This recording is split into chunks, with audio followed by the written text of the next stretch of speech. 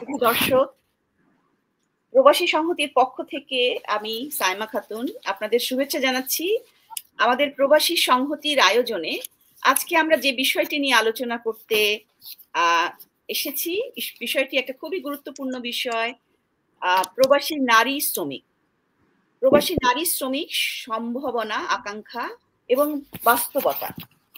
প্রবাসী সংহতি আমাদের যে সংগঠন, এই সংগঠনটি গড়ে উঠেছিল জুলাই আগস্টের সময়ে, যে বাংলাদেশে যে গণ অভ্যুত্থান, এই গণ অভ্যুত্থানের সময়ে আমরা যারা প্রবাসী থেকে বাংলাদেশের এই গণ অভ্যুত্থানকে সমর্থন করেছিলাম এবং সব প্রবাসী থেকে নানা ধরনের কার্যক্রমের মধ্য দিয়ে এই গণ অভ্যুত্থানের পক্ষে জনমত গঠন সহ বিভিন্ন ধরনের সহায়তামূলক সাপোর্টিভ কাজকর্ম করেছিলাম। সেই জায়গা থেকে আমরা এই সংগঠনটি গড়ে তোলার প্রয়োজনীয়তা বোধ করি এবং আমরা সিদ্ধান্ত নেই যে আমরা এখন থেকে বাংলাদেশের যে রাষ্ট্র সংস্কার প্রক্রিয়া চলছে, বাংলাদেশের রাষ্ট্র এবং সমাজের পুনর্গঠনে যে কাজ কর্মকাণ্ড চলছে, তা আমরা দেশের বাইরে থেকে যেভাবে সম্ভব সেখান থেকে আমরা সমর্থন দিব। সেই জায়গা থেকে আমরা প্রবাসী সংহতি সংগঠনটি গড়ে তুলি এবং আমি প্রবাসী সংহতির একজন সংগঠক এবং একজন নৃবিজ্ঞানী।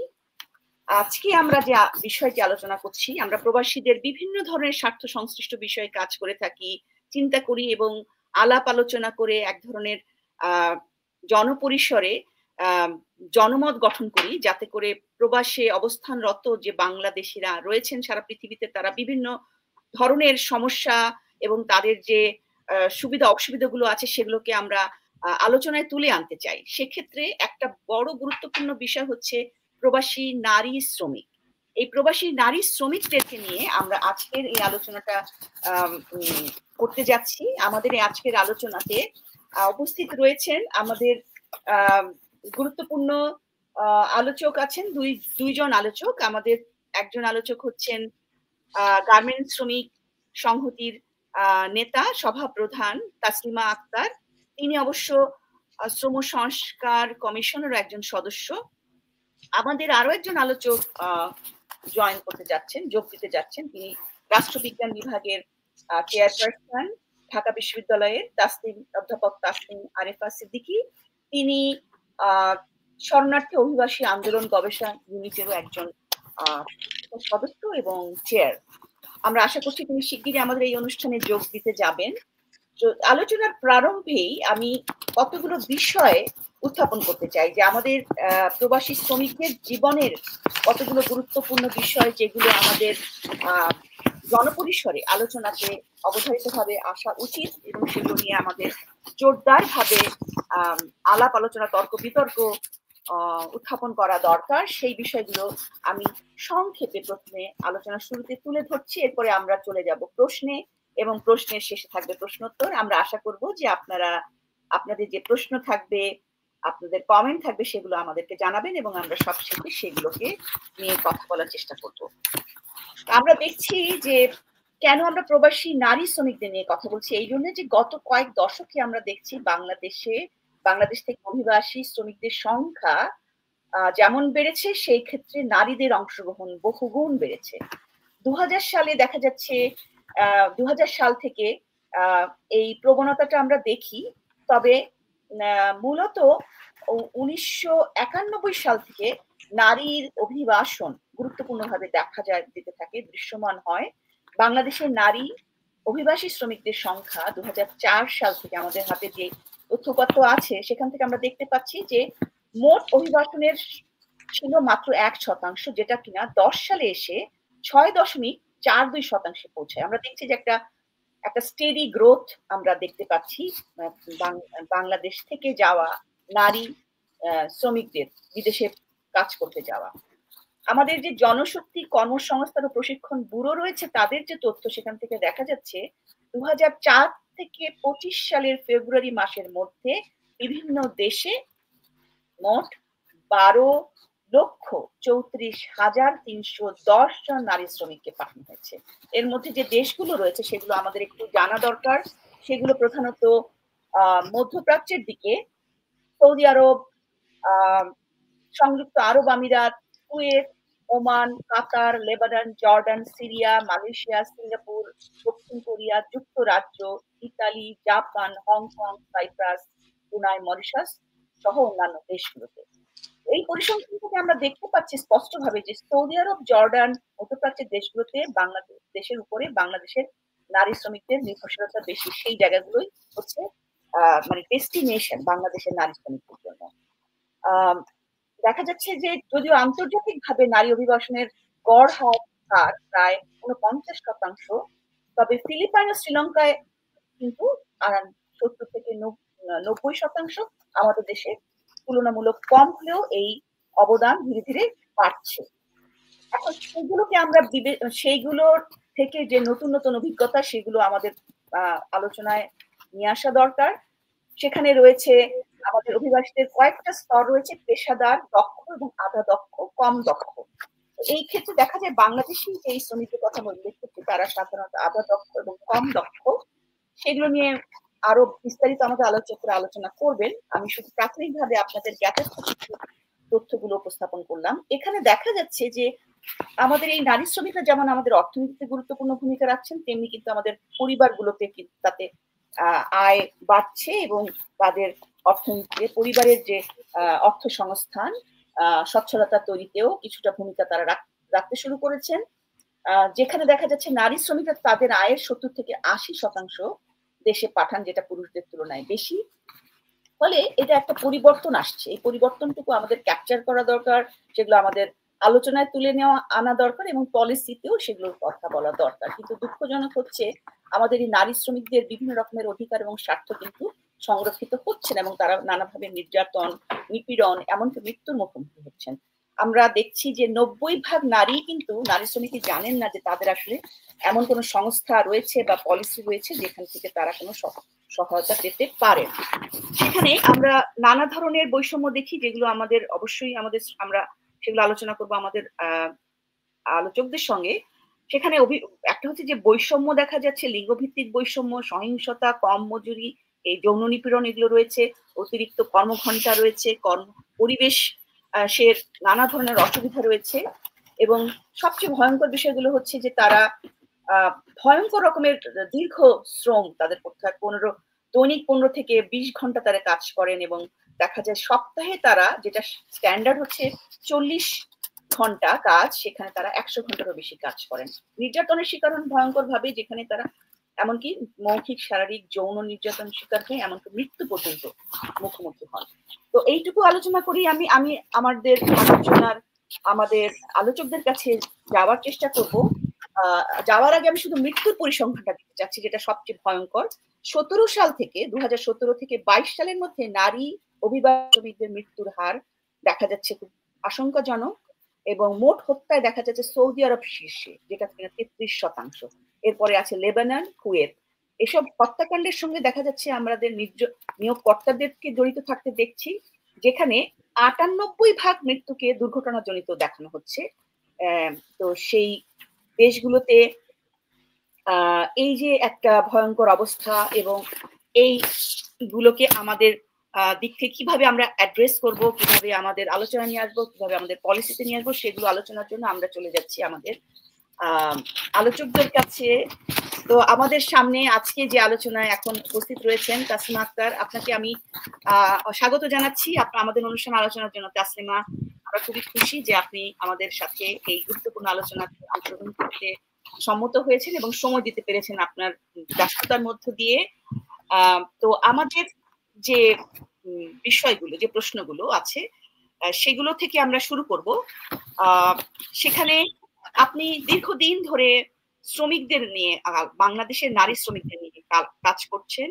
আপনি গার্মেন্টস শ্রমিকদের আন্দোলনের সাথে অনেকদিন ধরে রয়েছেন এবং সার্বিকভাবে বাংলাদেশের নারী শ্রমিকদের বিষয় নিয়েও আপনি আন্দোলনের নেতৃত্বে রয়েছেন, যেখানে কিনা আপনি এমনকি এখন বর্তমান যে শ্রম সংস্কার কমিশন, সেই সংস্কার কমিশনের প্রধান হিসেবে আছেন।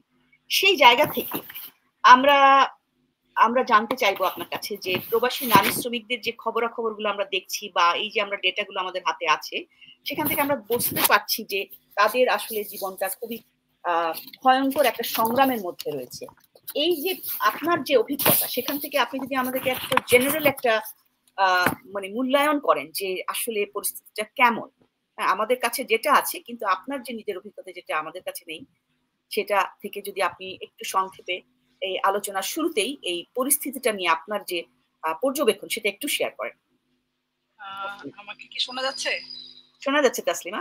আচ্ছা, অনেক ধন্যবাদ প্রবাসী সংহতিকে আজ এই গুরুত্বপূর্ণ আলোচনাটা করার জন্য। ইতিমধ্যেই আপনি সায়মা খাতুন বলেছেন যে আসলে আমাদের প্রবাসী শ্রমিকদের মধ্যে বিশেষ করে যারা নারী শ্রমিক আছেন তাদের অবস্থা সম্পর্কে একটা ধারণা আমাদের দর্শকরা যারা আমাদেরকে শুনছেন তাদের উদ্দেশ্যে বলেছেন। আমি তাদেরকেও ধন্যবাদ জানাই। আমি যেটা মনে করি যে আসলে গণঅভ্যুত্থান পরবর্তী সময়ে আমার সুযোগ হয়েছে বা আমাদের অনেকেরই সুযোগ হয়েছে নতুন করে শ্রমিকদের বিষয়ে আমাদের সুপারিশ দেওয়ার জন্য এবং শ্রমিকদের কল্যাণ এবং অধিকার যাতে বাস্তবায়ন হয় সেটা দেশেই শ্রমিক হোক বা বিদেশি শ্রমিক হোক যারা বাংলাদেশের বাইরে কাজ করছেন তাদের বিষয়েও যে সুপারিশ দেওয়া এবং সংস্কারের জন্য প্রস্তাবনা দেওয়া সেই সুযোগটা আমাদের হয়েছে। এটা আমরা মনে করি বাংলাদেশের একটা খুব ঐতিহাসিক মহেন্দ্রক্ষণে আমাদের সেই সুযোগটা হয়েছে এবং এটা যাতে কাগজে কলমে না থাকে গত 21শে এপ্রিল আমরা জমা দিয়েছি শ্রম সংস্কার কমিশনের সুপারিশ সহ প্রধান উপদেষ্টাকে। তো সেখানে অন্যান্য বাংলাদেশের যত রকম শ্রমিক আছে তারা সহ প্রবাসী শ্রমিকদের বিষয়টাকে আমরা বিশেষভাবে গুরুত্ব দিয়েছি। কারণ আমরা সবাই জানি যে বাংলাদেশে আমাদের রপ্তানি আয়ের ক্ষেত্রে যারা সবচেয়ে বেশি ভূমিকা রাখেন তাদের ক্ষেত্রে প্রবাসী শ্রমিকদের একটা বিশেষ ভূমিকা রয়েছে এবং সেখানে আপনি ইতিমধ্যেই বলেছেন যে মানে মোট যে প্রবাসী শ্রমিকরা রয়েছে তাদের মধ্যে থেকে মানে 1 কোটি 1.5 কোটির মতো শ্রমিকের মধ্যে প্রায় 10 লাখেরও বেশি শ্রমিক আছেন যারা কিনা প্রায় 10.5 লাখ আমরা হয়তো বলতে পারি যারা নারী শ্রমিক এবং এই নারী শ্রমিকরা আমরা দেখেছি যে মানে বাংলাদেশের ক্ষেত্রেও যদি আমরা দেখি যে বাংলাদেশের শ্রমিকরা সস্তা শ্রমিক হিসেবে সারা দুনিয়ায় পরিচিত হচ্ছে তেমনি আমাদের যারা প্রবাসী বা অভিবাসী শ্রমিক আছেন তারাও কিন্তু বিশেষভাবে নারী শ্রমিকরাও একভাবে সস্তা শ্রমিক বা আমরা যে অড জবের কথা বলি তারা কিন্তু সেই কাজগুলোই মধ্যপ্রাচ্য বলি জর্ডান বলি অন্যান্য যে দেশগুলো বলছি সেখানে আমরা দেখি যে আমাদের নারী শ্রমিকরা হয়তো গৃহকর্মী হচ্ছেন কিংবা পরিচ্ছন্নতা কর্মী হচ্ছেন কিংবা হোটেলে কাজ করছেন এবং এই ধরনের কাজগুলোই তারা বিশেষভাবে করছেন। এর বাইরেও আমরা আমাদের যে অভিজ্ঞতাগুলো আছে সেখানে আমরা দেখি যে নারীরা আসলে সেখানে নারী পুরুষের সমান মজুরি নাই, শ্রম ঘন্টার কোনো ঠিক ঠিকানা নাই, তাদের উপরে যে যৌন হয়রানি শারীরিক নির্যাতন এগুলো কিন্তু আমাদের অনেক প্রত্যেকে আমরা কম বেশি জানি এবং এই মানে নারীরা নারী শ্রমিকরা শ্রমিক হওয়ার আশা নিয়ে আরো ভালো আয় করার জন্য তার পরিবারে তার জীবনে পরিবর্তন আনার জন্য দেশের সীমানা অতিক্রম করে হয়তো বিদেশে পাড়ি দিচ্ছেন কিন্তু সেখানেও যে তার খুব নিশ্চিত জীবন যাপন থাকছে সেটা কিন্তু আমরা দেখছি না বরং আমরা দেখছি যে সেখানে তাদের সস্তা শ্রমিক হিসাবে তারা যেমন আছেন তেমনি তাদের ভীষণ রকম হয়রানির শিকার হচ্ছে। যদিও আমাদের এখানে প্রবাসী কল্যাণ কর্মসংস্থান মন্ত্রণালয় আছে কিন্তু সেখানে কিন্তু থাকা সত্ত্বেও আমাদের শ্রমিকদের নিরাপত্তা নিশ্চয়তা সেই জায়গাগুলোতে এখনো বিরাট রকমের ঘাটতি আছে যে ঘাটতির গল্পগুলো আমরা নিদারুণ ভাবে দেখি কখনো হত্যাকাণ্ডের গল্পে কখনো আমরা দেখি যে শ্রমিকরা ফেরত আসতে পারছেন না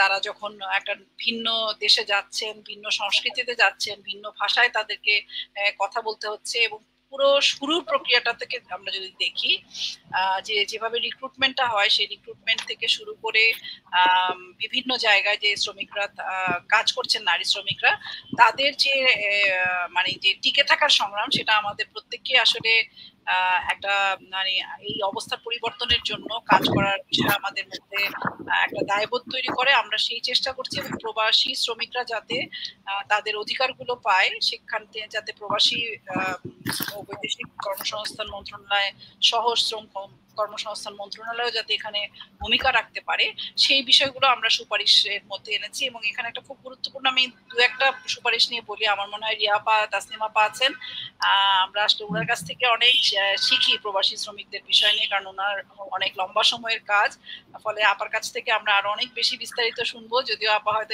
আমাদের কমিশনের বক্তব্য নিয়েও বলতে পারেন।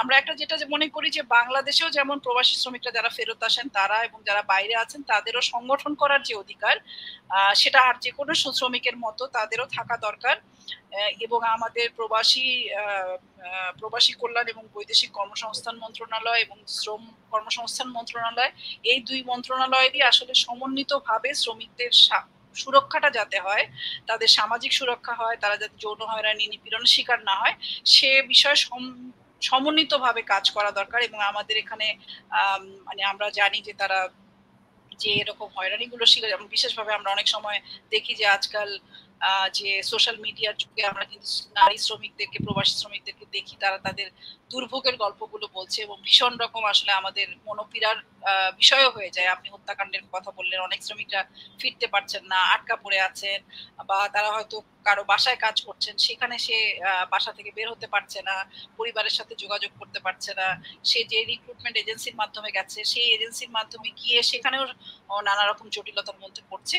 তো এই বিষয়গুলো আসলে মোকাবেলা করা আমাদের জরুরি, কারণ আমরা শুধু বৈদেশিক ভাবে যে মুদ্রাগুলো তাদের মাধ্যমে আসে সেগুলোকে আমরা ভোগ করবো, সেগুলোর জন্য আমরা আমাদের দেশে অনেক আমরা মানে আমরা হয়তো গৌরবও বোধ করি, কিন্তু এই গৌরবটা আসলে তখনই আমরা আসলে প্রকৃত অর্থে বলতে পারি যখন আমাদের নারী শ্রমিকরা নিরাপদে থাকতে পারবেন। এবং সেটার জন্য আমরা যারা শ্রমিক সংগঠন করছি এবং শ্রমিক আন্দোলনের বিভিন্ন মানবাধিকার সংগঠন যারা কাজ করছে, তারা সম্মিলিতভাবে যখন একটা প্রক্রিয়ার মধ্য দিয়ে এই দাবিগুলো বাস্তবায়ন করতে পারবে, আমার মনে হয় তখনই আমরা আরো এগিয়ে যেতে পারবো। এবং এটা আসলে এখন খুবই জরুরি বিষয় আমার কাছে মনে হয়। বাংলাদেশের অর্থনীতির সাথে এই নারী শ্রমিকদের মানে জীবন গাথা জড়িয়ে আছে, ফলে সেই বিষয়ে আমাদের গভীর মনোযোগ দেওয়া আমি মনে করি এটা এবং গণঅভ্যুত্থান পরবর্তী সময় এটা একটা বিশেষ সময় এবং সুযোগ আমাদের জন্য। তো আমি এখানে শেষ মানে প্রাথমিকভাবে আমি এটুকু বলি, আমরা মনে হয় আবার আলাপে ঢুকতে পারবো। ধন্যবাদ তাসলিমা, আপনি আসলে চমৎকারভাবে আমাদের একটা যে প্রাথমিক পরিস্থিতিটা একটু পর্যালোচনা করলেন, যেটা আমাদের দর্শকদের জন্য সুবিধা হবে। কারণ আমাদের দর্শকরা কিন্তু আসলে প্রবাসী নারী শ্রমিকদের বিষয়ে যে পত্রপত্রিকায় যে খবরগুলো আসে সেগুলোর বাইরে আসলে খুব একটা যে গভীরভাবে পরিস্থিতিটা জানতে পারেন তা কিন্তু না। জনপরিসরে এটা আলোচনার অনেক ঘাটতি আছে। তো আমি দেখতে পাচ্ছি যে অধ্যাপক তাসনিম সিদ্দিকী আমাদের অনুষ্ঠানে এসেছেন। আমি ডক্টর তাসনিম সিদ্দিকীকে স্বাগত জানাই, আমি সালাম জানাই আপনাকে আমাদের অনুষ্ঠানে। আমি খুবই খুশি যে প্রবাসী সংহতির এই অনুষ্ঠানে আপনার এই মানে ভীষণ ব্যস্ততার মধ্যে যে আপনি আমাদের একটু সময় দিয়েছেন এবং এই গুরুত্বপূর্ণ বিষয়ে আলোচনাতে আমাদেরকে আলোকিত করার জন্য যে উপস্থিত হতে পেরেছেন, আপনাকে আমাদের প্রবাসী সংহতির পক্ষ থেকে স্বাগত জানাই। না, অনেক ধন্যবাদ আমাকে বলার মানে সুযোগ দেওয়ার জন্য। আরো দুঃখিত যে আমি ঢুকতে পারছিলাম না বেশ কিছুক্ষণ, তারপরে শেষে এরকম টেকনিক্যাল এগুলো গ্লিচেস গুলো তো হতেই থাকে আমাদের, সেগুলোর মধ্যে দিয়ে আমরা কাজ করি। আমরা আসলে কেউই তো আসলে এক্ষেত্রে পেশাদার না এই কাজটা করার ক্ষেত্রে এই ধরনের বিষয়গুলো, ফলে সেটা অবশ্যই আপনি এসেছেন। এবং আমি প্রথমে একটু দর্শকদের উদ্দেশ্যে, আমি জানি যে আপনার নামে পরিচয় দেওয়ার প্রয়োজন নেই, কিন্তু যদি কেউ না জেনে থাকেন তাদের উদ্দেশ্যে কিছুটা পরিচয় আমি দিতে চাইবো। যে ডক্টর তাসনিম সিদ্দিকী হচ্ছেন ঢাকা বিশ্ববিদ্যালয়ের রাষ্ট্রবিজ্ঞান বিভাগের চেয়ারপারসন এবং তিনি দীর্ঘদিন ধরে যে বিষয়ে ওনার কাজের জন্য উনি বিখ্যাত বা সবাই তাকে চেনেন, সেটা হচ্ছে শরণার্থী অভিবাসী গবেষণা নিয়ে, গবেষণা এবং অ্যাক্টিভিজমে তিনি দীর্ঘদিন ধরে কাজ করছেন। তিনি যে রামরু, যেটা refugee and migratory movement research unit, সেটার উনি প্রতিষ্ঠাতা এবং চেয়ারপারসন। ফলে ওনার কাছ থেকে আমাদের জানার অনেক কিছু আছে এই বিষয়ে। আর আমি নিজেও আসলে ডক্টর তাসনিম সিদ্দিকীর কাজ এবং লেখা ফলো করি, বিভিন্ন সময় পড়ি, এবং উনি আসলে আমার শিক্ষক সমতুল্য। তো আমি খুবই সম্মানিত বোধ করছি আপনার সাথে একসাথে আলোচনা করতে পেরে। তো আমি আলোচনাতে যখন যাব, আমরা কিছুটা আলোচনা করেছি, মানে এখনের পরিস্থিতিটা কি সেটা নিয়ে আমরা ভাবছিলাম, আমাদের সামনে হাতের কাছে যে ডেটা কিছু নিয়ে একটু সামান্য আমরা আলোচনা করেছি।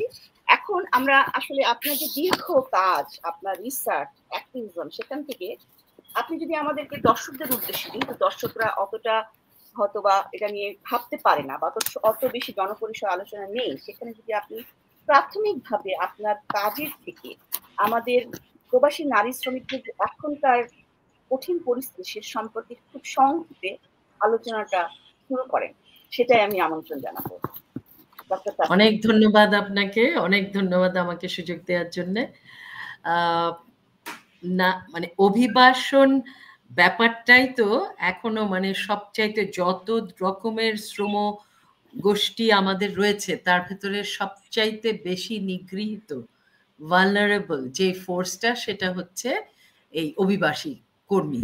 এর ভেতরে আবার পুরুষ এবং নারী কর্মীর ভেতরে যদি আমরা তুলনা করি, পুরুষ কর্মীরাও বিভিন্নভাবে নিগৃহীত এবং বিভিন্নভাবে তাদের অধিকার হরণ করা হচ্ছে কাজের ক্ষেত্রে, কিন্তু তা নারী শ্রমিকের তুলনায় আমি বলবো সেটা কিছুটা কম।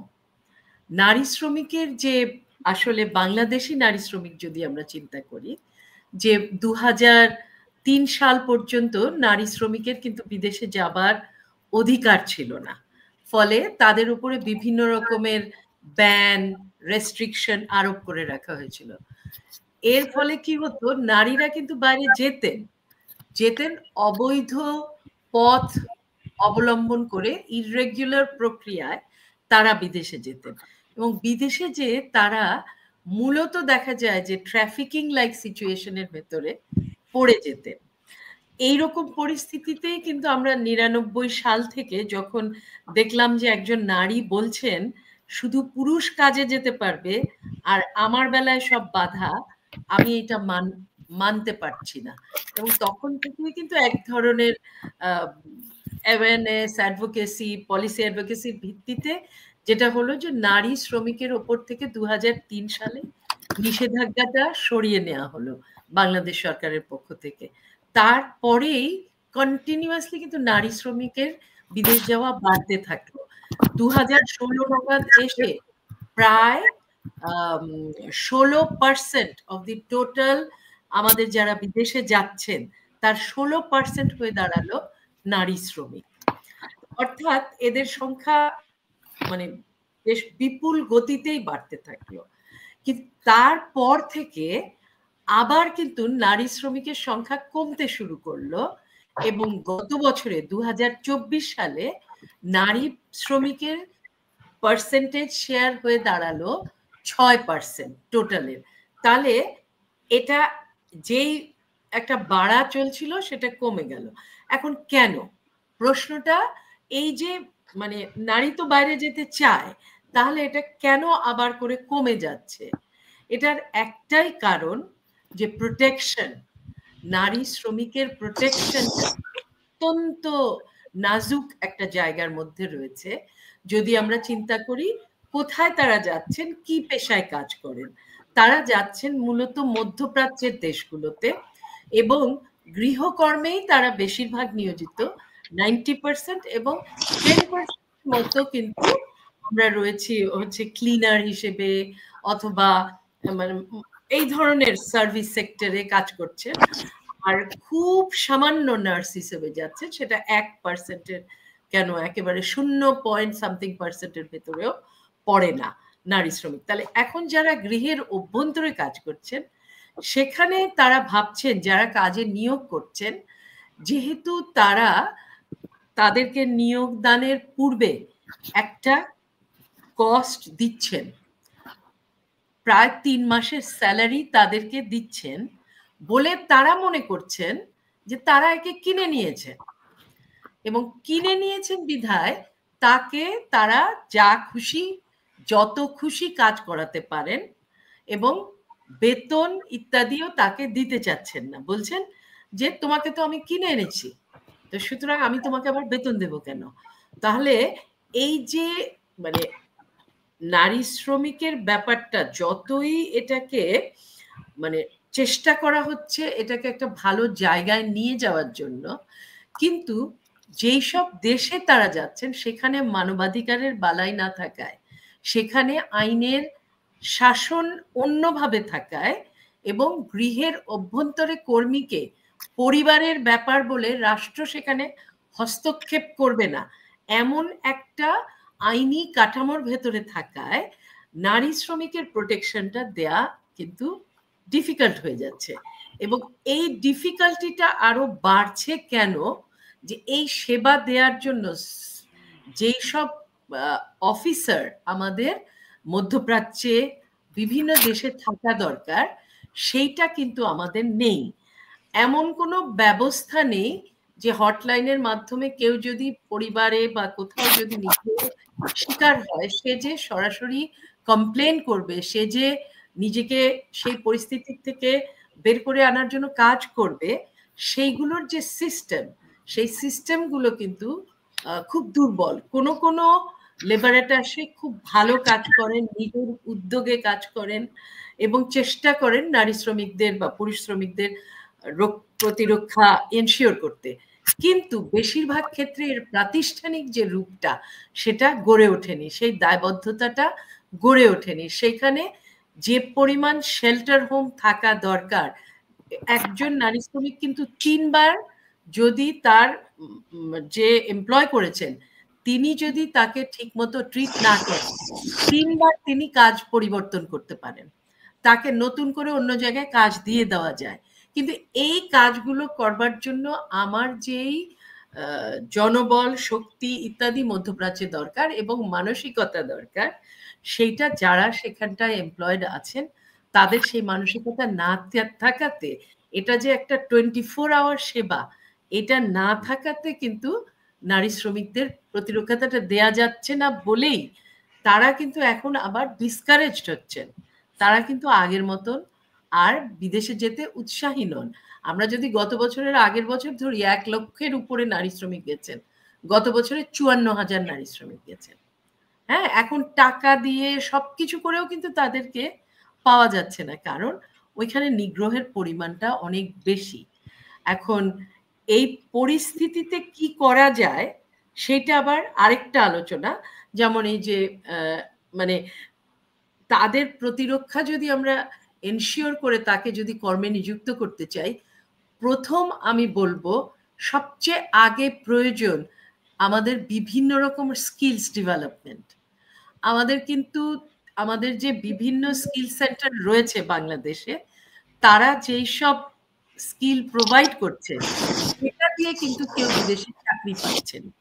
ফলে যে ট্রেনিং নিচ্ছে সে বিদেশ যাচ্ছে না, যে বিদেশ যাচ্ছে তার কোনো ট্রেনিং নাই।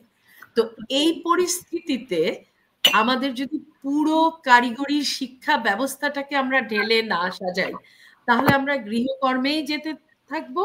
আর গৃহকর্মে যেতে থাকলে সেখানে ঘরের ভিতরে অন্যান্য হয়রানির পাশাপাশি যৌন হয়রানি, যেটা হয়তো খুব বেশি সংখ্যায় নয়, তারপরেও কিন্তু সেটা একজনের হলেও সেটা হয়রানি। হ্যাঁ, এখন এই যে জিনিসগুলো, এই জায়গাগুলো ঠিক করতে হলে আমাদের পুরো পেশায় জায়গায় পরিবর্তন আনতে হবে, অন্য পেশার কাজে তাদের নিয়ে যেতে করতে চাচ্ছি আপনার এই আপনার আলোচনার সাথেই, যে এখানে আমাদের কি প্রবাসী শ্রমিকদের অবস্থান পেশা সম্পর্কিত হালনাগাদ তথ্য রয়েছে, যে কোন দেশে কত সংখ্যক প্রবাসী কোন পেশায় নিয়োজিত আছে, এরকম কোনো ডেটাবেস কি আমাদের আছে? জি জি, বিএমইটি ডেটা আছে, এবং বিএমইটি ডেটা থেকে আমরা যদি দেখি প্রায় 70% কর্মী হচ্ছেন আধা দক্ষ এবং অদক্ষ কর্মী, অনলি 4% প্রফেশনাল, আর বাকিটা হচ্ছে স্কিল। হ্যাঁ, 25%-এর মতো স্কিল কর্মী। তো স্কিল কর্মীটাও কিন্তু আমরা যদি আবার চিন্তা করি, এই যে নারী শ্রমিক যারা বাইরে যাচ্ছেন তাদেরকে যেহেতু এখানে 1 মাসের একটা ট্রেনিং দেয়া হচ্ছে, তাদেরকে স্কিল বলে গণ্য করা হচ্ছে, কিন্তু আসলে কিন্তু ওই দেশে যারা তাদেরকে নিচ্ছেন তারা কিন্তু এদেরকে স্কিল বলে ধরেন না, তাদেরকে অদক্ষ কর্মী হিসেবে, গৃহকর্মী হিসেবে ধরেন। কিন্তু আমাদের যে স্কিলের ডেটাটা, এটাতে আসলে আমরা এক ধরনের মানে যেহেতু ওই ট্রেনিংটা দেওয়া হচ্ছে বাড়িয়ে দেখানো হচ্ছে, তা আসলে স্কিলের পরিমাণ আরো কম। আচ্ছা, ধন্যবাদ তাসনিম সিদ্দিকী। আপনার আলোচনা থেকে আসলে একটা ওভারভিউর মতো আমরা বুঝতে পারছি যে আমাদের প্রবাসী নারী শ্রমিকদের কি পরিস্থিতি তারা এখন রয়েছেন, এবং আমরা যদি আলোচনাটাকে সামনে এগিয়ে নিয়ে যাই, আমি এখন কাছে জানতে চাইবো, তাসলিমা, আপনি কি মনে করেন আপনার যে কাজ আছে সেখান থেকে আমাদের যে প্রবাসী নারী শ্রমিকদের স্বার্থ দেখভাল করার জন্য আমাদের দেশে যে সুরক্ষার ব্যবস্থা রয়েছে সেটা কি আমরা বুঝতেই পারছি ডক্টর তাসনিম আলোচনা থেকে যে পর্যাপ্ত নয়, কিন্তু সেখানটায় যে আমাদের কিরকম ধরনের নীতিমালার দরকার ছিল, বা আমাদের কিরকম ভাবে আমাদের পর্যালোচনা করা উচিত, কেমন করে আগামী সংস্কারের মধ্যে বিষয়গুলো নিয়ে আসা উচিত, সেই বিষয়ে আপনার যে প্রাথমিক পর্যবেক্ষণটা যদি আমাদের সাথে শেয়ার করেন তাসলিমা। অনেক ধন্যবাদ সাইমা। ইতিমধ্যে আসলে তাসনিম আপা অনেকগুলো কথা বলেছেন এবং অনেকগুলো মানে করণীয় সম্পর্কে উনি বলেছেন, যেগুলো আসলে ওনার অভিজ্ঞতা থেকে এবং ওনাদের দীর্ঘদিনের কাজের মধ্য থেকে আমরাও যেগুলো পেয়েছি, এবং আমরা মনে করি যে আপা যে কথাগুলো বলেছেন সেগুলো খুবই গুরুত্বপূর্ণ। সেগুলো সূত্র ধরেই আমাকে আসলে হয়তো পুনরাবৃত্তি করতে হবে। যেমন মানে আমাদের যে প্রবাসী কল্যাণ বৈদেশিক কর্মসংস্থান মন্ত্রণালয় আছে, সেই মন্ত্রণালয়ের অধীনে যে কাজগুলো সেগুলোকে আরো আসলে জবাবদিহিতার আওতায় আনা, সেগুলোকে স্বচ্ছতার আওতায় আনা, সেগুলো খুবই জরুরি। এবং প্রবাসী শ্রমিকরা যেহেতু বিশেষ করে নারী শ্রমিকরা নানান রকম মানে নিপীড়নের শিকার হন, এবং তারা আসলে হয়তো একটা নতুন স্বপ্ন নিয়ে সীমানাটা পাড়ি হচ্ছেন, দেশ পাড়ি হয়ে একটা নতুন অভিজ্ঞতা হচ্ছে, কিন্তু দেখা যাচ্ছে যে সেখানে গিয়ে তারা আসলে সেই রকম সুযোগ সুবিধা যেগুলো পাওয়া, কর্মঘণ্টা থেকে শুরু করে তাদের যে কোনো সময় তারা যে কোনো বিপদে পড়লে তারা যে কোনো কিছু মানে সেগুলো ফেস করবে, সেটার জন্য যে একটা 24 ঘন্টা হটলাইন সুবিধা থাকা দরকার, সেটা বাংলাদেশে এবং প্রবাসেও, সেই হটলাইন সুবিধাটার প্রস্তাব কিন্তু আমরা এবার শ্রম সংস্কার কমিশনের মধ্য দিয়ে করেছি। একই সাথে ওয়েজ আর্নার্স ও ওয়েলফেয়ার বোর্ড আইন যে আছে যেটা, এবং প্রবাসী শ্রমিকদের জন্য যে আইনগুলো আছে সেগুলোর জন্য যে পর্যাপ্ত সংস্কার করা, সেই সংস্কারগুলো আমরা মনে করি যে বিশেষভাবে জরুরি।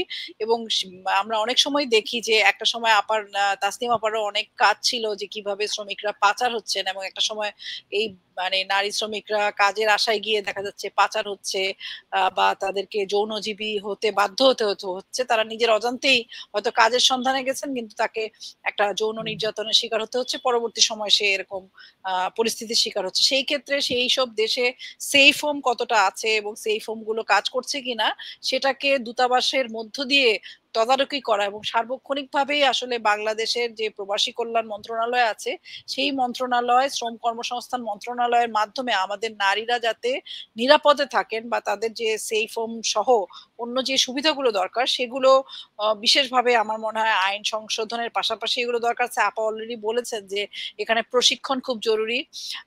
একটা তো আমার কাছে যেটা মনে হয় যে প্রশিক্ষণের বিষয়টা আমাদের হয়তো খুবই গুরুত্বপূর্ণ, কিন্তু এটার সাথে সাথে আমরা দেখি যে আমাদের নারী শ্রমিকরা আমাদের দেশেও, যেমন আমরা যখন পোশাক খাতে দেখেছিলাম 80-র দশকে যখন শুরু হয় তখন নারী শ্রমিকদের সংখ্যা ছিল 80 ভাগ। তাসনিম আপা নিজেই বললেন যে এখন প্রবাসী শ্রমিকদের সংখ্যাও কমছে। এই কমার ক্ষেত্রে আমি একটা মিল খুঁজে পাই যে বাংলাদেশে যখন পোশাক শ্রমিকরা কমছে তখন তারা হয়তো অটোমেশনের কারণে কমছে, এটা আমরা শুনছি, কিন্তু তার সাথে সাথে কিন্তু এটাও খুব গুরুত্বপূর্ণ যে নারী হিসাবে যে বাড়তি সুযোগ সুবিধাগুলো দরকার, মাতৃত্বকালীন ছুটি, যৌন হয়রানি মুক্ত পরিবেশ, এবং তাদের যে অন্যান্য যে নারী হিসাবে এবং তারা যেহেতু সমাজে প্রজাতি রক্ষার কাজটা করে সেই কাজের সুবিধার্থে যেই সুবিধাগুলো পাওয়া দরকার সেগুলো যেমন আমাদের দেশেও ঘাটতি রয়েছে, তেমনি কিন্তু বিদেশে এগুলোর ঘাটতি আরো বেশি। আমার মনে হয় আপা আরো ভালোভাবে এই জিনিসগুলো জানেন। তো সেই জায়গায় আসলে আমাদের নারী শ্রমিকরা বাংলাদেশেও আমরা যেখানে একটা গৌরব করতাম যে গার্মেন্টসে অনেক নারী শ্রমিকরা প্রায় 80% নারী শ্রমিক, সেখানে আমরা দেখছি যে শ্রমিকরা এখন 60-এরও নিচে নেমে আসছে। তেমনি আমরা 45 এখন 45। এটা বিভিন্ন রকম তথ্য আমরা পাই। আবার প্রবাসী শ্রমিকদের কথাও আপা বললেন যে তাসনিম আপা বললেন যে সেখানেও সংখ্যা কমছে। ফলে আমরা আসলে চাই যে নারীরা বাংলাদেশের ভিতরে যেমন দক্ষ শ্রমিক হিসেবে, নাগরিক হিসেবে ভূমিকা রাখবেন, তেমনি বাংলাদেশের বাইরেও সারা দুনিয়াকে দেখা, দুনিয়ার ময়দানে তারা শ্রমিক হিসেবে বাংলাদেশের প্রতিনিধিত্ব করবেন। এবং সেই জায়গাগুলো তখনই নিশ্চিত হবে যখন আমাদের এই আইনের সংশোধন, আমাদের অভিবাসন যে আইনগুলো আছে সেগুলো শুধু প্রশিক্ষণ নয়, প্রশিক্ষণের পাশাপাশি এই আয়োজনগুলো আমাদের নারী শ্রমিকদের জন্য আলাদা আয়োজনগুলো আমার কাছে মনে হয় যে বিশেষ জরুরি আর কি। সেই আয়োজনগুলো আইনের মাধ্যমে এবং কূটনৈতিক তৎপরতার মাধ্যমে এবং মানবাধিকার সংগঠনগুলো, তাসনিম আপা নিজে রামরুতে কাজ করছেন, আমার মনে হয় ওনাদের অনেক ভূমিকা আছে। এরকম আমার মনে হয় যে শ্রমিক সংগঠনগুলোরও বাংলাদেশের এবং প্রবাসের শ্রমিক সংগঠনগুলোর একটা সংহতির মধ্য দিয়ে এই যে প্রশ্নগুলোকে আরো জরুরি ভাবে সামনে আনা উচিত। ধন্যবাদ তাসলিমা। আপনার কাছ থেকে আমরা আসলে একেবারে মাঠের যে চিত্র সেটার অনেকখানি একটা অনুধাবন করার সুযোগ হলো। আমরা দেখলাম যে গত মাসে কিন্তু নারী সংস্কার কমিশন রিপোর্ট দিয়েছে, যেটা নিয়ে প্রচুর আলোচনা হচ্ছে, কিন্তু আশ্চর্যজনকভাবে তাদের একটা যে বিরাট বড় চ্যাপ্টার আছে, একটা 13 অধ্যায়ে প্রবাসী নারী অভিবাসী নারী শ্রমিকদের নিরাপদ কর্মসংস্থানের জন্য যে বিরাট একটা আলোচনা আছে, সেটা নিয়ে আসলে সত্যি কথা বলতে কি তেমন কোনো আলোচনাই চোখে পড়েনি।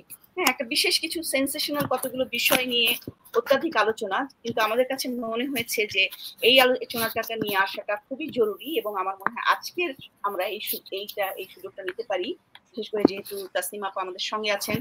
আপনার কাছে এই সংস্কার, নারী সংস্কার কমিশন 13 অধ্যায়ে যে সংস্কারের যে প্রস্তাবনা এবং দিলেন, সেইটাকে আপনার শুনতে চাই আপনাদের কাছ থেকে। আমরা নিজেরা পড়েছি, কিন্তু আপনারা যেহেতু কাজ করছেন, আপনাদের পর্যালোচনা পর্যবেক্ষণটা কি, এই প্রস্তাবনাটা কতখানি আপনাদের কাছে মনে হয়েছে যে শক্তিশালী হয়েছে, বা এর মধ্যে কোনো নতুন কিছু আনা দরকার ছিল কিনা, কোনো কিছু বাদ পড়লো কিনা, এই ব্যাপারে ডক্টর তাসনিম সিদ্দিক আপনার কাছ থেকে শুনতে চাই যে আপনি নারী কমিশনের প্রস্তাবনাকে কিভাবে দেখছেন। আসলে আমি না ওটা পড়তে পারিনি, ওই প্রস্তাবনাটা আমি দেখিনি, তবে আমি জানি কাজ যখন করছেন তখন আমি জানি, কিন্তু হয়ে যাওয়ার পরে পড়িনি। আমি যতটুকু মানে শুনেছি সেখানে ওই পিএনএসকে যে সুমাইয়া কাজ করছিল তার কাছ থেকে যতটুকু শুনেছি যে মোটামুটি ভাবে যে ইস্যুগুলো আমরা ডিসকাস করছি as Bangladesh civil society for migration, যে আমাদের যে 23টা সংগঠনের যে প্রতিষ্ঠানটা রয়েছে, যার থেকে আমরা নারী শ্রমিকের অধিকারের বিষয়ে যেই ব্যাপারগুলো আনি, মোটামুটি ভাবে সেগুলোই সেখানটায় আনতে ইয়ে করেছে। হ্যাঁ, তবে একটা জিনিস আমার কাছে মনে হয়, যে কোনো সংস্কারের ক্ষেত্রেই রিসোর্সের ব্যাপারটা আমরা সেইভাবে হয়তো দেখি না, কিন্তু যদি মানে এই লেবার মাইগ্রেশনের জায়গাটায় যে কোনো যে শ্রম যে বিষয়ে যে সংস্কার এবং নারীর ইয়েতে যে সংস্কার, প্রতিটা জায়গায় কিন্তু রিসোর্সের ব্যাপারটাকে আনা দরকার আমার মনে হয়েছে।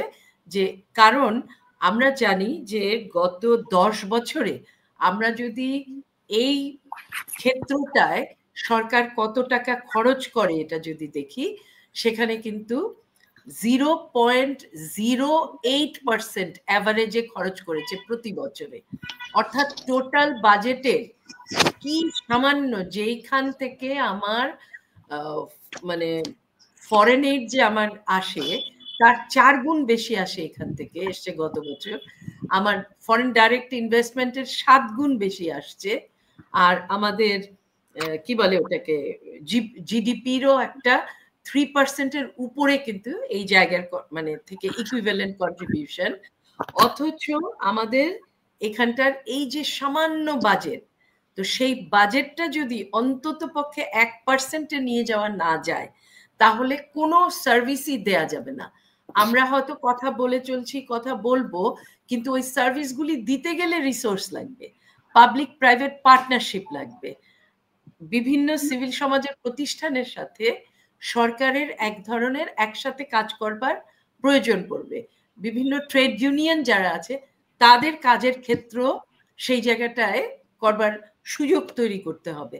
কিন্তু এই জন্য যে রিসোর্স অ্যালোকেশন, এটা কোনো বাড়ি হচ্ছে না, এবং আমরা কিন্তু এই দাবিটা বড় করে তুলছি না, এই দাবিটা খুব বড় করে তুলতে হবে। আইদার যা রেমিটেন্স ওরা পাঠায় তার 5% পরিমাণ খরচ করতে হবে তাদের রক্ষণাবেক্ষণে, তাদের প্রোটেকশনে, অথবা ন্যাশনাল বাজেটের 1%, অন্তত 1% খরচ করতে হবে এদের জন্য। তো এই বিষয়টা আমার মনে হয় আরো অনেক বেশি করে আসা দরকার, এই দাবিটা এখন সবচেয়ে বড় করে পয়েন্ট। বাজেট ছাড়া তো আসলে আমরা তেমন কোনো সংস্কারের কথা চিন্তাই করতে পারি না। আমরা হয়তো অনেক ভালো ভালো নীতি নিয়ে আসতে পারি, পলিসি নিয়ে আসতে পারি, কিন্তু সেটাকে বাস্তবায়নের জন্য অবশ্যই আমাদের রিসোর্স অ্যালোকেশনটা খুবই গুরুত্বপূর্ণ। তো আমি এই প্রশ্নটি আবার তাসলিমার কাছে নিয়ে যাচ্ছি, যে এই যে নারী সংস্কার কমিশনের প্রস্তাবনা, সেখানে অনেকগুলো গুরুত্বপূর্ণ বিষয় নিয়ে আলোচনা করা হয়েছে। অন্তর্বর্তীকালীন সরকারের কিছু কর্তব্য এবং পরবর্তীকালে আগামী নির্বাচিত সরকারের কিছু কর্তব্য নিয়ে তারা বিস্তারিতভাবে আলোচনা করেছেন, এবং আপনি নিজেও শ্রম কমিশনের একজন সদস্য। সেই দিক থেকে চিন্তা করলে সেই সংস্কার কমিশনের রিপোর্টও কিন্তু এসে গেছে। ফলে আপনি কি মনে করেন যে আমাদের যে সংস্কার কমিশনের রিপোর্টগুলো আসছে সেখানে আমাদের প্রবাসী নারী শ্রমিকদের অভিবাসী শ্রমিকদের নিরাপত্তা, নিরাপদ কর্মসংস্থান এই বিষয়ে কতখানি প্রতিফলিত হয়েছে তাদের যে স্বার্থের বিষয়গুলো, এবং সেখানে সেই সম্পর্কে আপনার যে পর্যবেক্ষণ সেটা আমরা জানতে চাই। তাসলিমা। অনেক ধন্যবাদ। আসলে আমরা যেমন শ্রম সংস্কার কমিশনে কাজ করার সুযোগ পেয়েছি নাগরিক হিসেবে, এটা আমি মনে করি আমার জন্য অনেক বড় অভিজ্ঞতার জায়গা। এবং আমরা কিন্তু সকল অংশীজনদের সাথে বসেছিলাম এবং তাসনিম আপার সাথেও আমাদের বসা হয়েছে, এবং আমরা মনে করি যে সকল অংশীজনরা যে এখানে কাজ করছেন, যে শ্রমিকদেরকে নিয়ে কাজ করছেন, সেই অভিজ্ঞতাগুলোই কিন্তু আমাদের সুপারিশ তৈরি করার ক্ষেত্রে প্রধান শক্তি। কারণ আমরা কিন্তু এককভাবে একটা কমিশন এককভাবে কোনো সুপারিশ করতে পারি না। আমরা বিভিন্ন সংগঠন, বিভিন্ন শ্রমিক তাদের সাথে আলোচনা করে এই প্রবাসী শ্রমিকদের ক্ষেত্রেও যে সুপারিশগুলো করেছি সেই ক্ষেত্রে রামরু সহ যে সংগঠনগুলো কাজ করছে তাদের একটা বড় ভূমিকা রয়েছে। তাদের ছাড়া আসলে আমাদের পক্ষে এই মানে প্রস্তাবনাগুলো করা সম্ভব ছিল না। এবং আমার ব্যক্তিগতভাবে নিজের পোশাক সেক্টরে কাজ করার অভিজ্ঞতা বেশি, কিন্তু এই অংশীজনদের সাথে বসে আমার নিজের অনেক অভিজ্ঞতা হয়েছে। আমি মনে করি এটা আমার জীবনের জন্য অনেক বড় পাওয়া, এবং আমরা চেষ্টা করব সম্মিলিতভাবে যাতে আমরা শ্রমিকদের অবস্থার পরিবর্তনে আমরা ভূমিকা রাখতে পারি, এবং বাংলাদেশের উন্নয়নের ক্ষেত্রে শ্রমিকরাই সবচেয়ে ভূমিকা রাখছেন। এবং প্রবাসী শ্রমিকদের যে রেমিটেন্সের গল্প আমরা সবসময় বলি, আমরা গৌরব করি, কিন্তু সেই জায়গায় দেখা যায় যে আমরা আসলে এখনো সংগঠিত অবস্থায় নাই শ্রমিকদের, প্রবাসী শ্রমিকদের যে সুরক্ষা বা তাদের অধিকার বাস্তবায়নের ক্ষেত্রে। আর নারী সংস্কার কমিশনের যে আমি মনে করি তারাও চেষ্টা করেছে সকল মানে অংশীজনদের সাথে বসার জন্য, আমাদের সাথেও তারা আলোচনা করেছিলেন, এবং সেই জায়গাগুলোতে আমরা বাংলাদেশের শ্রমিক সহ প্রবাসী শ্রমিকদের বিষয়গুলো এনেছিলাম, এবং তারাও কিন্তু তাদের প্রস্তাবে অনেকগুলো বিষয় এনেছেন। কিন্তু বাংলাদেশের যে বাস্তবতা আমরা দেখি যে এখানে যখনই আমরা এই কিছু দাবি তুলি যে এখানে একটা সার্বজনীন নারীদের অধিকারের জন্য কিছু আইন থাকা দরকার, সেটা কেউ স্বেচ্ছায় গ্রহণ করতে পারে। আমরা দেখেছি যে সম্পত্তিতে সমান অধিকার বা পারিবারিক আইনগুলো যাতে নারীর অধিকারকে মানে খর্বিত না করে, নাগরিক হিসেবে, ব্যক্তি হিসেবে, সে যাতে ধর্মীয় অধিকারে, ধর্মীয় আইন অনুযায়ী যে কেউ তার স্বেচ্ছায় সে ধর্মীয় চর্চা করতে পারে, ধর্মীয় অনুশাসন করতে পারে, কিন্তু তার পাশাপাশি সে সার্বজনীন কোনো আইনের আওতায়ও সে থাকতে পারে। সেই প্রস্তাবগুলো যখন বিশেষভাবে সম্পত্তিতে সমান অধিকার, আপনি সায়মা আপা বা এখানে তাসনিম আপা আছেন, আমরা দীর্ঘদিন থেকে কিন্তু ঘরে বাইরে এই সম্পত্তিতে সমান অধিকারের কথা বলছি। নারীরা যাতে, নারী বা অন্যান্য লিঙ্গের যারা আছে তারা যাতে বাংলাদেশের নাগরিক হিসেবে সংবিধান থেকে শুরু করে আইনে সুরক্ষা পায়, সেই কথাগুলোই কিন্তু আমরা দেখেছি যে নারী সংস্কার কমিশনও করেছেন। এবং এখানে যারা বাধ্য হয়ে সমাজের নানান রকম নিপীড়ন নির্যাতনের কারণে বাধ্য হয়ে অনেকে যৌনজীবী হতে হচ্ছে, কেউ তাদেরকে পতিতা বলছে, নানান ভাবে তাদেরকে সংজ্ঞায়িত করছে, আমরাও কিন্তু বলছি যে অবশ্যই সে যে পেশারই হোক, সে নারী যে পেশারই হোক বা অন্যান্য লিঙ্গের যে পেশারই হোক, সে যদি সমাজের নানান নিপীড়ন নির্যাতনের শিকার হয়ে তাকে মানে যৌনজীবী হতে হয়, তাকে কিন্তু আইন সুরক্ষা দিতে হবে নাগরিক হিসেবে। ফলে আমরা দেখছি যে প্রবাসী শ্রমিকের কথা বলেন, নারী শ্রমিকদের বা নারীদের অধিকার, যে সম্পত্তির সমান অধিকার বা অন্যান্য যে সম অধিকার নাগরিক হিসেবে, সেটা সে চাইলেই, মানে যদিও আমাদের দেশে এখন পর্যন্ত ধর্মীয় আইনে মানে পারিবারিক আইনে আমাদের সম্পত্তি সহ পারিবারিক আইনগুলো পরিচালিত হয়, কিন্তু কেউ চাইলে একটা সার্বজনীন আইনের মধ্যেই কিন্তু সে পরিচালিত, সেটাই তারা প্রস্তাব করেছে। আমার মনে হয় যে সেটাকে আড়াল করার জন্যই হয়তো অনেকগুলো বিষয় অনেক বেশি সামনে আনা হচ্ছে, এবং নারী সংস্কার কমিশন যে প্রস্তাবগুলো করেছেন সেই প্রস্তাবগুলোকে যে সামগ্রিকভাবে বিবেচনা করা, আমার মনে হয় সেই বিবেচনাটা না করে আমরা যে দীর্ঘদিনের লড়াই করছি যে নারী পুরুষের একটা সাম্যের সমাজ আমরা চাই, এবং সংবিধানে আমরা যে নাগরিক হিসেবে অধিকার, সেগুলোকে একভাবে আসলে আমার মনে হয় যে অনেকে সেই সমালোচনাগুলো যেভাবে করছেন, আসলে তো প্রকৃত অর্থে যে দাবিগুলো আনছেন সেখানে প্রবাসী শ্রমিকদের কথাও আছে, সেগুলোকে আড়াল করার একটা চেষ্টা আমার কাছে মনে হয়েছে। তো আমরা মনে করি যে আসলে আমাদের তাসনিম আপাও বলেছেন, আমাদের মানে প্রবাসী শ্রমিকরা যাতে প্রবাসেও তারা নিরাপদে থাকতে পারেন, এবং বাংলাদেশেও তার কেউ যদি ফেরত আসতে হয় সেখানেও তারা নিরাপদ থাকতে পারেন, এবং বাংলাদেশ সরকার যে কোনো সময় প্রবাসী শ্রমিকদের যাতে নিরাপত্তার জায়গাটা নিশ্চিত করতে পারে, সেই বিষয়ে তাদের কূটনৈতিক যে মধ্যস্থতা করা বা কূটনৈতিক যে নীতি নির্ধারণ গুলো করা, সেগুলোর বিষয়ে তাদের আরো জোরদার হওয়া উচিত। আমরা সবসময় গর্ব করি যে আমাদের প্রবাসী শ্রমিকরা আমাদের রেমিটেন্সের যোদ্ধা, তারা রেমিটেন্স এনে দিচ্ছে, কিন্তু আমরা তাদেরকে সস্তা শ্রমিক, নিপীড়িত শ্রমিক হিসাবে আমরা আসলে আর দেখতে চাই না। এবং আমরা চাই যে নারী শ্রমিকরা দেশে বিদেশে সব জায়গায় তারা একটা ভূমিকা রাখুক। সেই জায়গাগুলোতে আমার মনে হয় আমাদের প্রত্যেকটা কমিশন যারা কাজ করছে আমাদের আরো সম্মিলিতভাবে, কারণ শ্রমিকদের বিষয়টা আসলে এমন, এটা আসলে সকল কমিশনকেই এই বিষয়গুলো আনতে হবে। এবং আমরা কিন্তু কমিশনে, আমরা শ্রম সংস্কার কমিশনে আমরা এটাও প্রস্তাব করেছি যে আমরা সংসদেও শ্রমিকদের প্রতিনিধি চাই, কারণ এখন উচ্চ কক্ষ দ্বিকক্ষ বিশিষ্ট সংবিধানের প্রস্তাব আসছে, আমরা জানি না সেগুলো বাস্তবায়ন হবে কিনা, আমরা সেখানেও কিন্তু শ্রমিকদের প্রতিনিধিদেরকে দেখতে চাই। ফলে এই জায়গাগুলোতে আমার কাছে মনে হয় যে আমাদের একটা ঐক্যমত্য এর জায়গায় আসা দরকার বিভিন্ন কমিশনের, কারণ বাংলাদেশের প্রায় 8 কোটি, মানে মোট জনগোষ্ঠীর অর্ধেকই হচ্ছে শ্রমজীবী, এবং তার মধ্যে একটা বড় জনগোষ্ঠী প্রবাসে থাকেন। ফলে এই প্রবাসের শ্রমিকদের নিরাপত্তা এবং তাদের যাতে অধিকার সুরক্ষা পায়, সেই বিষয়গুলো আমার কাছে মনে হয় যে বিশেষভাবে বাংলাদেশের বর্তমান অভ্যুত্থান পরবর্তী যে মানে অন্তর্বর্তীকালীন সরকার, তাদের বিশেষভাবে এই জিনিসগুলো মনোযোগ দেওয়া দরকার। আমরা সুপারিশ করেছি, কিন্তু আমরা চাই না যে সুপারিশ সেটা নারী কমিশনে হোক, শ্রম সংস্কার কমিশনে হোক, যে কমিশনই হোক, তাদের সুপারিশগুলো যেন সুতায় বন্দি না থাকে। আমি আপনাকে সম্পূরক একটা প্রশ্ন করতে চাই আপনার আলোচনা থেকেই, যে এই যে এত সুন্দর সুন্দর চমৎকার মানে নীতিমালা প্রস্তাব করা হয়েছে, পদক্ষেপ নেওয়ার জন্য অনেক সুন্দর সুন্দর সুপারিশ এসেছে, আপনার কাছে মনে হয়, কতখানি মনে হয় যেটা বাস্তবায়ন যোগ্য?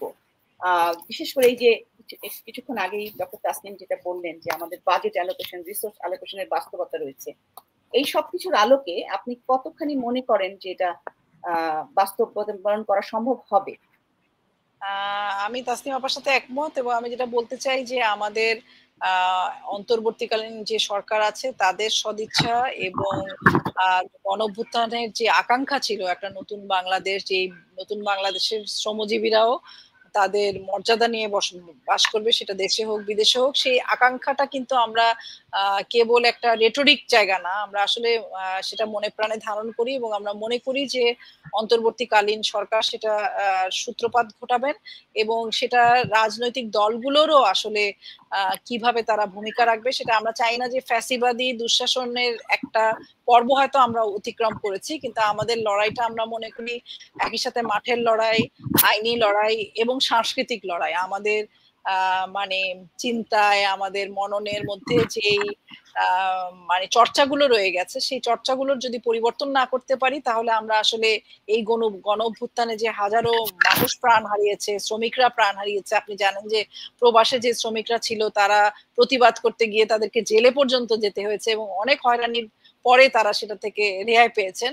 তাহলে এই যে একটা মানে শ্রমিকরা প্রাণ হারালেন, যারা মানে কেউ বলছে 1400, কেউ বলছে 2000-এরও বেশি শ্রমিক, শিক্ষার্থী, নারী, শিশু পর্যন্ত প্রাণ হারালেন, এবং এই প্রাণের বিনিময়ে যে মত প্রকাশের স্বাধীনতা, আমাদের যান, জীবিকা এবং জবানের অধিকার, সেটা যদি আমরা নিশ্চিত করতে পারি, এবং সেটা আমার কাছে মনে হয় যে এটা আমাদের একটা, এই যে আমরা গণঅভ্যুত্থান পরবর্তী সময় যেটা আছে সেইটার জন্য আমাদের আসলে যারা অন্তর্বর্তীকালীন সরকারের উপদেষ্টা আছেন তাদের কাছেও আমরা যেমন আশা করি, তেমনি আমরা চাই যে বাংলাদেশে যারা রাজনীতি করছেন এবং রাজনৈতিক দলগুলো প্রত্যেকেরই আসলে নতুন ভাবে তাদের ভূমিকা রাখতে হবে। এবং গণ অভ্যুত্থান আমাদেরকে কিন্তু শিখিয়েছে যে কোনো মানুষই অনিবার্য না, কোনো দলই অনিবার্য না।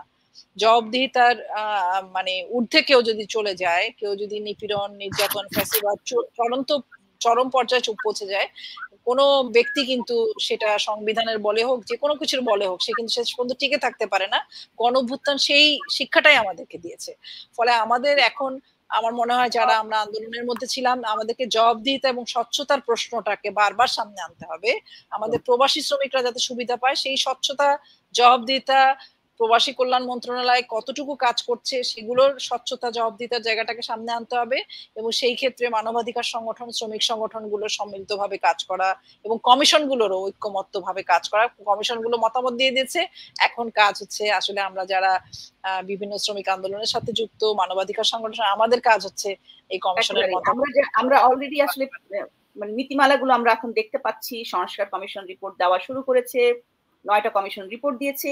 এই পরিস্থিতিতে আমি ডক্টর তাসনিম সিদ্দিকীর কাছে অ্যাকশন প্ল্যান নিয়ে কথা বলতে চাইবো, যে আমাদের আগামীতে যে অ্যাকশন প্ল্যানটা হবে, আমাদের কাছে নীতিমালা আছে, এখন আমরা যখন অ্যাকশন প্ল্যান সাজাবো সামনে, আপনি কি মনে করেন যে কোন জায়গাগুলোতে আমরা অগ্রাধিকারের ভিত্তিতে হাত দিব, এবং সেখানে আশু যে পরিকল্পনাগুলো বা আশু অ্যাকশন প্ল্যানগুলো কি হবে, বা দীর্ঘমেয়াদী যে আমাদের কর্মপরিকল্পনা, সেই ব্যাপারে আপনার অভিমত জানতে চাইবো ডক্টর তাসনিম সিদ্দিকী। আমাদের তো আশা অনেক, তাই না? আমরা তো একটা দীর্ঘ সময় ধরে, কেন মানে সব সময় গণতান্ত্রিক একটা চর্চা শুরু হয়, কিছুদিনের মাঝেই আমরা আবার একটা অটোক্রেটিক রেজিমের দিকে চলে যাই। তো সুতরাং আমাদের সবারই ইচ্ছা কি যে গণতন্ত্র তার প্রাতিষ্ঠানিক রূপ পাক, এবং তাহলে সেটার জন্য যে রিফর্মগুলো, সেগুলো তো সবসময় একটা প্রায়োরিটি পাবে। সেটা হচ্ছে যে ম্যাক্রো লেভেলে যেই পরিবর্তনগুলো দরকার, অর্থাৎ আমরা সবসময় বলেছি কি করে প্রধানমন্ত্রীর ক্ষমতা কমানো যায়, কি করে ডিসিশন মেকিংটা সবার ভেতরে ভাগ করে দেয়া যায়, যাতে প্রাইম মিনিস্টেরিয়াল ডিকটেটরশিপ আর এমার্জ করতে না পারে। তাহলে সেই ধরনের যে বিষয়গুলো, ক্ষমতার বন্টনের যে ব্যাপারগুলো, সেগুলো সবচেয়ে আগে প্রয়োজন। এবং সেগুলোর পাশাপাশি যে অন্যান্য রিফর্ম, অর্থনৈতিক, সামাজিক, হ্যাঁ, সেই রিফর্মগুলো কিন্তু গুরুত্বপূর্ণ। এবং সেখানে এই অর্থনীতি, সমাজ দুটোই সকলকে কিন্তু একভাবে টাচ করে না। অর্থাৎ যে কোনো ঘটনায় একটা পুরুষ এবং নারী দুজনে একই পরিবারের হলেও ফলাফলটা ভোগ করে দুই রকম। তো সেই ক্ষেত্রে এই যে পুরো যে আমরা যে ইনক্লুসিভ ডেভেলপমেন্ট, ইনক্লুসিভ সমাজ এর কথা চিন্তা করছি, সেখানে প্রতিটা ক্ষেত্রে সমাজের বিভিন্ন অংশের যে প্রয়োজন, সেটাকে বুঝে নিয়েই কিন্তু এগুতে হবে। তো সেক্ষেত্রে যদি প্রথমেই আমরা চলে আসি শ্রমজীবী জনগোষ্ঠী, তাদের জন্য যে করণীয়, সেটা হচ্ছে দেশের ভেতরে এবং দেশের বাইরে যে অতীতে যে ধরনের লেবার রাইট গুলো কার্টেল করে চলা হয়েছে বাংলাদেশে, আমরা কি চাচ্ছি? আমরা চাচ্ছি এখন এই শ্রম কমিশনের সেই জায়গাগুলো প্রাধান্য পাবে যেখানে শ্রমিকের অধিকারটা সুরক্ষা পাবে। আন্তর্জাতিক অভিবাসনের ক্ষেত্রেও তাই, নতুন করে আমরা যখন কোনো নেগোসিয়েশনে যাচ্ছি, বাইল্যাটারাল এগ্রিমেন্টের দিকে যাব বেশি করে, এবং সেখানে যদি নারী শ্রমিকের ব্যাপারটা আসে, সেই জায়গাটায় আমরা বিশেষ নজর দিব। আবার একই সঙ্গে যে এই যে আমি যদি জাস্ট এখন মালয়েশিয়ার প্রসঙ্গটা আনি, এখন আবার করে মালয়েশিয়ার বাজারটা খুলছে, এবং এতদিন পর্যন্ত কি হয়েছে, একটা সিন্ডিকেট করে সেখানে লোক পাঠিয়েছে, রাজনৈতিক নেতৃবর্গ, ব্যুরোক্রেসি এবং রিক্রুটিং এজেন্সির এক অংশ, এবং তারা প্রায় $2 বিলিয়ন লুটপাট করেছে। কার কাছ থেকে? এই শ্রমিকদের কাছ থেকে, যারা বিদেশে গেছেন, 5.5 লক্ষ টাকা দিয়ে এক একজন গেছেন। তো তাহলে এখন যখন আবার চুক্তি হচ্ছে, এখন আবার যখন ওই দেশে লোক পাঠানোর কথা হচ্ছে, তখন কিন্তু আমরা কোনো অবস্থায় চাই না সেই যে সিন্ডিকেট, সেই সিন্ডিকেটের মাধ্যমে আবার লোক যায়। কিন্তু দেখা যাচ্ছে সেই সিন্ডিকেটই আবার তৎপর, সিন্ডিকেটের মাধ্যমেই লোক যাওয়ার একটা প্রবণতা, একটা চিন্তা ভাবনা শুরু হয়েছে। তো তাহলে মানে ওই আমরা ব্যাক টু স্কোয়ার ওয়ানে যেতে চাই না। আমরা কিছুতেই দরকার হয় লোক পাঠাবো না, কিন্তু আমরা ওই ধরনের একটা এক্সপ্লয়টেটিভ পরিবেশে, ব্রিজের নিচে, রাস্তার উপরে না খেয়ে বসে শুয়ে আছে এমন ভাবে আমার শ্রমিক থাকবে, এইটাও আমরা কিছুতেই চাই না। যে তাহলে প্রথম ও প্রধান দায়িত্ব হবে প্রত্যেকটা যে কমিশনের ভেতরে শ্রমিকের অধিকারের জায়গাগুলোকে নিশ্চিত করা, এবং সেটা সবাইকে একত্রে দাঁড়াতে হবে। আপনার আলোচনা থেকে সম্পর্ক প্রশ্ন, যে আপনি যে বিষয়গুলোকে আলোচনা করছেন, সেক্ষেত্রে কি আমাদের আন্তর্জাতিক যে শ্রম সংস্থা এবং নারী সংস্থাগুলো রয়েছে, আইএলও থেকে শুরু করে, তাদের সাথে কি কোনো যৌথ পরিকল্পনা, কর্মসূচি, কোলাবোরেশন করা যেতে পারে এই কাজগুলোকে মানে অ্যাচিভ করার জন্য?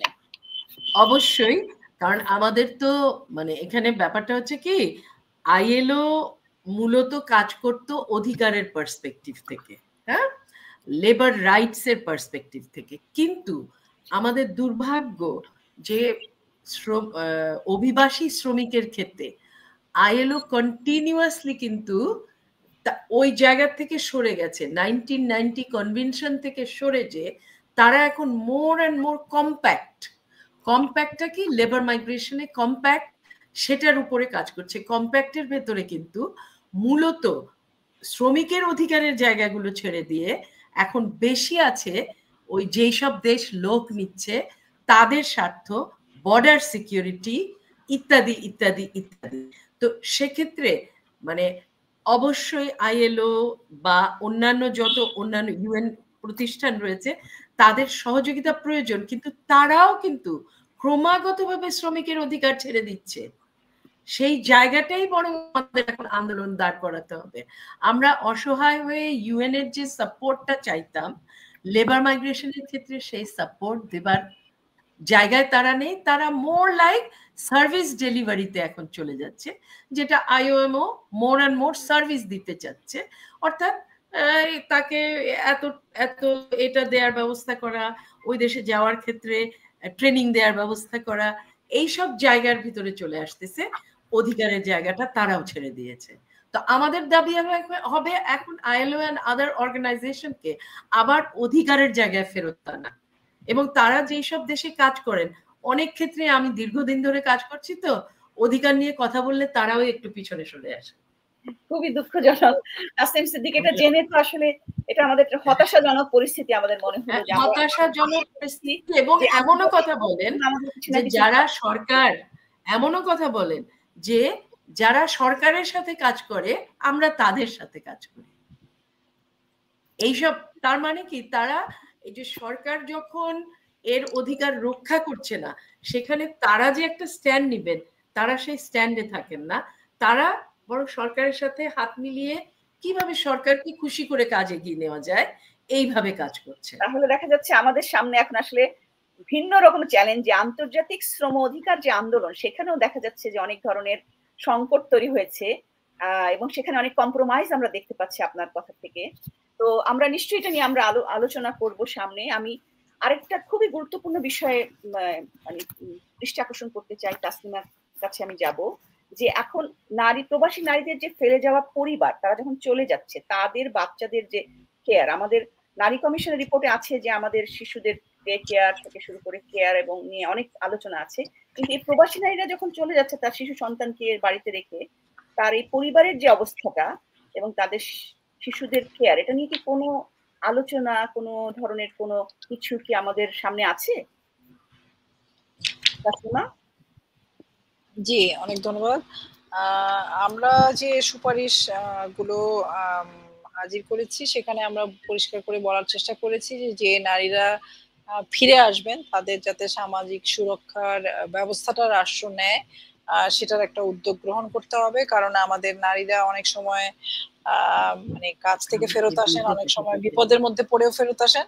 ফলে সেই জায়গাগুলোতে যাতে সামাজিক সুরক্ষার যে জায়গাগুলো, সেগুলো যাতে সুনিশ্চিত হয়, সেটার জন্য কাজ করা, সেটার জন্য আমরা বিশেষভাবে সুপারিশ করেছি, যাতে কেবলমাত্র যে শ্রমিকরা প্রবাসে আছেন তারা না, প্রবাস থেকে ফিরেও যারা আসছেন তারা যাতে সামাজিক সুরক্ষার বলয়ের মধ্যে পড়েন এবং সেই সুযোগগুলো যাতে নিশ্চিত করা হয় সেই বিষয়ে বলছি। একই সাথে আরেকটা বিষয় আমরা মানে যেমন বারবার আমরা বলছি যে মানে শ্রমিকদের যারা প্রবাস থেকে ফেরত আসছেন তাদের সন্তানদের কথা যখন আপনি বলবেন, তখন কিন্তু এই সন্তানদের ক্ষেত্রে আমরা জানি যে অনেকেই আসলে তাদের বাচ্চাদেরকে ফেলে যান যখন কাজে যান, আবার ফিরে আসেন যখন, তখনও সেটা তাদের জন্য একটা দুশ্চিন্তার বিষয় হয়। ফলে এই শিশুদের ডে কেয়ার থাকা একটা তো মানে কমিউনিটি ভিত্তিক যে সুযোগ সুবিধাগুলো, শিশুদের যাতে সাংস্কৃতিক নানান রকম কর্মকাণ্ডের মধ্যে তারা যুক্ত হতে পারেন, একাডেমিক যে স্কুল, সেই স্কুলের বাইরেও যাতে শ্রমিকদের এক্সট্রা কারিকুলাম শিক্ষাটা শ্রমিকদের সন্তানদের হয়, সেই জন্য রাষ্ট্রীয়ভাবে আসলে অনেক রকম সামাজিক উদ্যোগ, সাংস্কৃতিক স্কুল করা, এগুলোর উদ্যোগের মধ্যে যাওয়ার জন্য আমরা বারবার করে এই কমিশনের মধ্যে বলেছি যে আমরা আসলে যেমন মানে এই মানে এলাকা ভিত্তিক ভাবেও আমরা চাই যে প্রবাস থেকে ফেরত আসা শ্রমিকরা যাতে তাদের নিরাপত্তা গুলো পায়, সেই আয়োজনগুলো। ধন্যবাদ তাসলিমা। আসলে আমরা আমি একটু যোগ করতে চাচ্ছিলাম, যোগ করা যাবে? নিশ্চয়ই নিশ্চয়ই। আচ্ছা, না আমার একটা কাজই আছে, social cost of migration, left behind children. প্রথম যে ব্যাপারটা সেটা হচ্ছে আমাদের চিন্তা চেতনাকে বদলানো। ওরা লেফট বিহাইন্ড না, দেরা লেফট ইন চার্জ। আমরা যখন থেকে ভাবতে শুরু করব দে আর লেফট ইন চার্জ, তাহলে ওই তার পরিবার চালাতে, তার করতে কি লাগবে তার, সেই বিষয়গুলো তখন সামনে আসবে। ওদেরকে সহানুভূতি বা ওয়েলফেয়ারের মানসিকতার থেকে দেখার প্রয়োজন পড়বে না, তাদের রাইটস এর পার্সপেক্টিভ থেকে আমাদের দেখতে হবে। তো আমরা যদি আমাদের যে স্টাডিটা ৬,০০০ হাউসহোল্ডের উপরে করা যে স্টাডিটা, এবং সেখান থেকে আমরা যেটা দেখেছি প্রায় ৮৫% শিশু তারা কিন্তু মায়ের অবর্তমানে বা বাবার অবর্তমানে কিভাবে নিজেকে পরিচালনা করবে সেটার এক ধরনের এজেন্সি তার ডেভেলপ করে। সে মানে ধাক্কা খেয়ে খেয়ে সে জানে ওকে আমি এইটুকুন পাবো না, আমি এটাকে এইভাবে চলতে হবে আমাকে। তো যার ফলে এটাকে আমরা বলছি এক ধরনের এজেন্সি ডেভেলপ করছে। কিন্তু 15% শিশু কিন্তু সে আইদার চুপ হয়ে যাচ্ছে, সে আইদার স্কুলের থেকে ঝরে পড়ছে বা বিভিন্নভাবেই সে কোপ করতে পারছে না। রাষ্ট্রকে শুধু এই 15% শিশুর জন্য একটা কোপিং মেকানিজম দাঁড় করাতে হবে। সেই মেকানিজমের ভিতরে স্কুল একটা বিশাল ভূমিকা পালন করতে পারে, এবং স্কুলে সেই ধরনের যে মানে জানানো এবং অ্যাওয়ারনেস শিক্ষকদের সেই জায়গাগুলোতে কাজ করবার মানে প্রয়োজন পড়বে রাষ্ট্রকে। আর দ্বিতীয় হচ্ছে যে আমাদের যত পলিসি হয়, যত কিছু হয়, সবকিছুতেই মাইকে চিন্তা করে সবকিছু চিন্তা করা হয়, কিন্তু মাইগ্রেন্টের পরিবারকে চিন্তা করে করা হয় না। তো এখন ওই পরিবারকে চিন্তা করে যদি করতে হয় তাহলে কি করতে হবে, যেসব কমিটিগুলো হয়, যেই সমস্ত গ্রাম পর্যায়ে যে আমাদের ডিসির অফিসের যে ইয়েগুলো আছে, সেগুলোর ভেতরেও আবার এদের রিপ্রেজেন্টেশনটা এখন এনশিওর করবার ব্যাপার আছে। স্কলারশিপ প্রোগ্রাম আছে যার ভেতরে এদেরকে রাখার জায়গাটায় চিন্তার প্রয়োজন আছে। খেলাধুলা সমস্ত কিছুতে কোপিং মেকানিজমের একটা বড় উপায় হচ্ছে ওরা খেলাধুলা করে, প্রচন্ড রকম খেলাধুলা করে। কেউ কেউ আবার কিন্তু মোবাইল দিয়েই তার সময় কাটায় অনেকটা, আর বন্ধু বান্ধবের সাথে মিশেও সময় কাটায়। তো তাহলে তারা তাদের মতন করে বের করছে, যারা পারছে না তাদের জন্যই সাপোর্টটা দরকার। আর 2% পরিবার 2% ফ্যামিলিজ তাদের কিন্তু মানে ডিসেবল চিলড্রেন তাদের পরিবারের ভেতরে আছে। তাহলে ওই ডিসেবল চিলড্রেনকে ম্যানেজ করতে কিন্তু তাদের 12টা বেজে যাচ্ছে। যখন স্বামী স্ত্রী উপস্থিত দুজনে মিলে সেই বাচ্চা দেখে, কিন্তু যখন একজন অনুপস্থিত স্বামী অথবা স্ত্রী, তখন একজনকে দেখতে হচ্ছে। আর মাইগ্রেন্ট পরিবারগুলো আগে যেরকম একান্নবর্তী পরিবারের ভেতরে থাকতো, এখন কিন্তু আর তা থাকছে না। এরা পড়ালেখা করানোর জন্য গ্রাম থেকে মফস্বল অর্থাৎ ওই জায়গায় সদরে চলে যাচ্ছে, ডিস্ট্রিক্ট সদরে যে তারা কিন্তু একা, এবং একা ওই বাচ্চা সামলাচ্ছে, আরেকটা বাচ্চাকে স্কুলে দিচ্ছে। তো সেই জায়গায় সোশ্যাল সাপোর্ট না বলে স্টেট সাপোর্ট ফর এইসব পরিবার যারা তাদেরকে যে মানে যে সেবা দেওয়ার ব্যাপারটা সেই জায়গাটায় চলে আসে। আর এই যে তাদের প্রতি যে একটা বলবো স্টিগমা, যে ও মানাই দেবে নাই, ও খারাপ অবস্থায় থাকবে, এই যে ব্যাপারটা আসলে কিন্তু তা না। অনেকেই অনেক বেশি শক্তিশালী হয়ে জীবনকে এগিয়ে নিয়ে যাচ্ছে। তো আমাদের তাদের কাছ থেকেও শিখতে হবে, তাদের স্টোরিটাও জানতে হবে। ডক্টর তাসনিম, আসলে আপনি যে এভাবে একটা বিস্তারিত চিত্র দিলেন সেটা কিন্তু আসলে আমাদের অনেকেরই জানা ছিল না, যারা কিনা আপনি বলছেন লেফট বিহাইন্ড না, লেফট ইন চার্জ।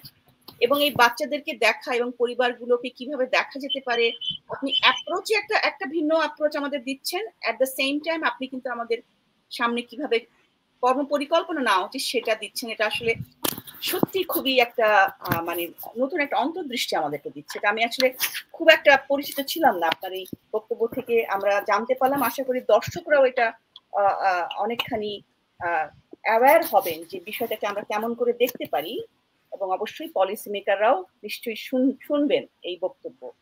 তো আমাদের প্রবাসী নারীদের কল্যাণ নিয়ে যে আমাদের আলাপ, সেটা চলতে থাকবে। আমাদের অনুষ্ঠান সময় প্রায় শেষ, তারপরেও অনেকগুলো বিষয় কিন্তু আসলে আমরা শেষ করতে পারিনি।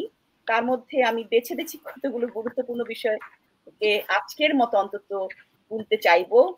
সংক্ষেপে আমরা সেগুলো আলোচনা করতে পারবো। যেমন ধরেন মিডিয়ার ব্যাপারটা, মিডিয়াতে যে মানে প্রবাসী নারীদের যে কাভারেজ গুলো আসে, অনেক সময় আমরা দেখি যে খুব নেতিবাচক ভাবে বা একটা ধরনের ভিকটিম একটা ব্যাপার থাকে। হ্যাঁ, নিপীড়িত নির্যাতিত এই জায়গাটাই থাকে। সেখানে তাদের যে এজেন্সি, এবং তাসনিমা যেমন বললেন যে আমরা গর্ববোধ করি, তার মধ্যে যে কিছু সেলিব্রেশনের ব্যাপার আছে, অ্যাচিভমেন্টের ব্যাপার আছে, যে রোজগার করছে, তার একটা নিজস্ব জীবন তৈরি হচ্ছে, মানে শুধুই কি নির্যাতন হচ্ছে?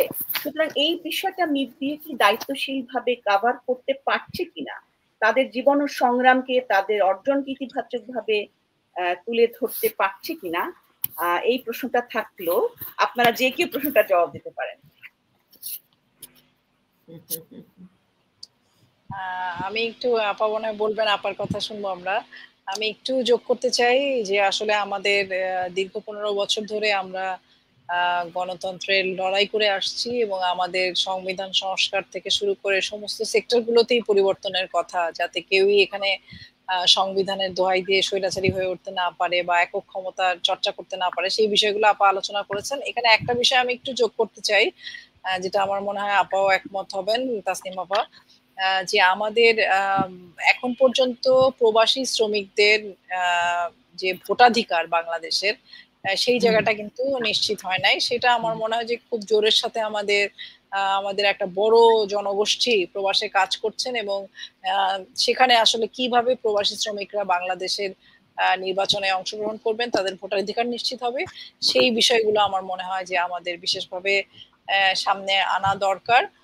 আর আমরা আশা করি যে এখানে প্রবাসী শ্রমিকরা শুধু আমরা যখন তাদেরকে পরিচয় করি আর তারা আমাদের অর্থনীতিতে বড় ভূমিকা রাখেন, কিন্তু আমরা যেন এটা না ভাবি যে আমরা কেবল আমাদের সরকারি পর্যায় থেকে শুরু করে সব জায়গা থেকে যেন যে কেবল দয়া দাক্ষিণ্যের ব্যাপার না হয়, এবং দয়া দাক্ষিণ্য আসলে আমরা কেউই চাই না।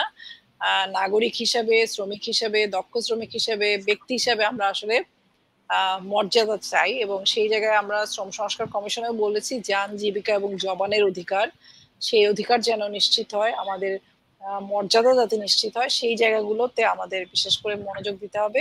সেই জায়গায় আমরা আশা করি সম্মিলিতভাবে কাজ করতে পারবো। তাসনিম আপা হয়তো আমাদেরকে প্রবাসী শ্রমিকদের বিষয়ে আরো বলতে পারবেন। আমরা কমিশনে যে প্রস্তাবগুলো এনেছি, আমরা আশা করি একসাথে কাজ করব সামনে। এগুলো এখন কাগজের থেকে এখন কিভাবে বাস্তবায়ন হবে, তিনটা সেক্টরে আমি আবারও বলে শেষ করি। একটা হচ্ছে যে আমাদের মাঠে আমাদের সক্রিয় থাকা, আমাদের আইন এবং বিধিবিধানগুলো যাতে সংস্কার, পরিবর্তন এবং জবাবদিহিতা হয়, এবং সাংস্কৃতিক পরিমণ্ডলে আমাদের মানে লড়াইটা জারি রাখা। ধন্যবাদ তাসনিমা। আমরা কিন্তু আমিও একটু বলে নিতে চাই যে প্রবাসী সংহতি যে সংগঠনটি, এটার একটা মানে যতগুলো কাজ আছে কর্মসূচির মধ্যে প্রধান 1 নম্বর কর্মসূচি হচ্ছে প্রবাসীদের ভোটাধিকার। সেখানে শ্রমিক থেকে শুরু করে যারা হোয়াইট কালার বা স্টুডেন্ট হিসেবে আছে, যেভাবেই থাকুক না কেন, সারা বিশ্বের সকল প্রবাসীদের ভোটাধিকারের জন্য সেটা কিন্তু আমরা নির্বাচন কমিশন এবং সংস্কার কমিশনের সাথে আলাপচারিতা করা এবং বিভিন্নভাবে আমরা কাজ করছি। তো আশা করি যে আগামী নির্বাচনে আমরা এটা কোনো না কোনো একটা সুফল দেখতে পাবো, এবং নারী শ্রমিক সহ সকল প্রবাসীরা এটাতে অংশগ্রহণ করতে পারবেন। তো আমি তাসনিমা আপার কাছে ওই বিষয়টা জানতে চাচ্ছি যে মিডিয়া কভারেজের বিষয়টা আপনি। একটা সময় ছিল যখন অভিবাসীকে দেখা হতো টাকা দেন দুবাই যাবো, অর্থাৎ একটা জোকার অভিবাসী ছিল, একটা জোকার, হাসির পাত্র। সেই জায়গা থেকে অভিবাসীর সম্মানটা আনতে অনেক সংগঠনকে অনেক কাজ করতে হয়েছে, মিডিয়াকে অনেকভাবে সেন্সিটাইজ করতে হয়েছে। এখন যেটা হয়েছে, আমি তো সবচেয়ে বেশি সাপোর্ট পাই মিডিয়ার কাছ থেকে। প্রতিটা ক্ষেত্রেই কিছু কিছু ছেলে পেলে, কিছু মেয়ে আছে যারা খুব সংবেদনশীল, এবং মাইগ্রেশনে কোনো কিছু মাত্রই ফোন করবে, আপা এটা হয়ে যাচ্ছে, আপনি একটু কিছু বলেন বা লেখেন। মানে এই যে এইরকম একটা গ্রুপ অফ সাংবাদিক এখন তৈরি আছে যারা আমি বলবো ইভেন অনেক সময় সরকারকেও বিশ্বাস করে না, কিন্তু আমাদের কাছে চলে আসে, বলে যে আপনি বলেন তো এটা ঠিক কিনা। হ্যাঁ, তার মানে কি তাদের একটা ভালো জিনিস দেবার একটা ইচ্ছা আছে, এবং সেই গোষ্ঠীটা কন্টিনিউয়াসলি কিন্তু ভালো ভালো রিপোর্ট করে। এবং পত্রিকার হয়তো ওপর মহলের ইচ্ছা থাকে না, তারপরেও এরা রিপোর্ট করে। কিন্তু এক শ্রেণীর সাংবাদিক অবশ্যই আছেন যারা কিন্তু এটার এই যে একটা, আমি যদি নারী শ্রমিকের বেলায় বলি, আমার কাছে অনেকেই এসে বলবেন যে আপনার ফিল্ডে কোনো মহিলাকে একটু ইন্টারভিউ করতে চাই যে হয়তো সেক্সুয়ালি হ্যারাসড হয়েছে বা অমুক তমুক। আমি হয়তো বললাম হ্যাঁ এটা সুন্দর মতন আমি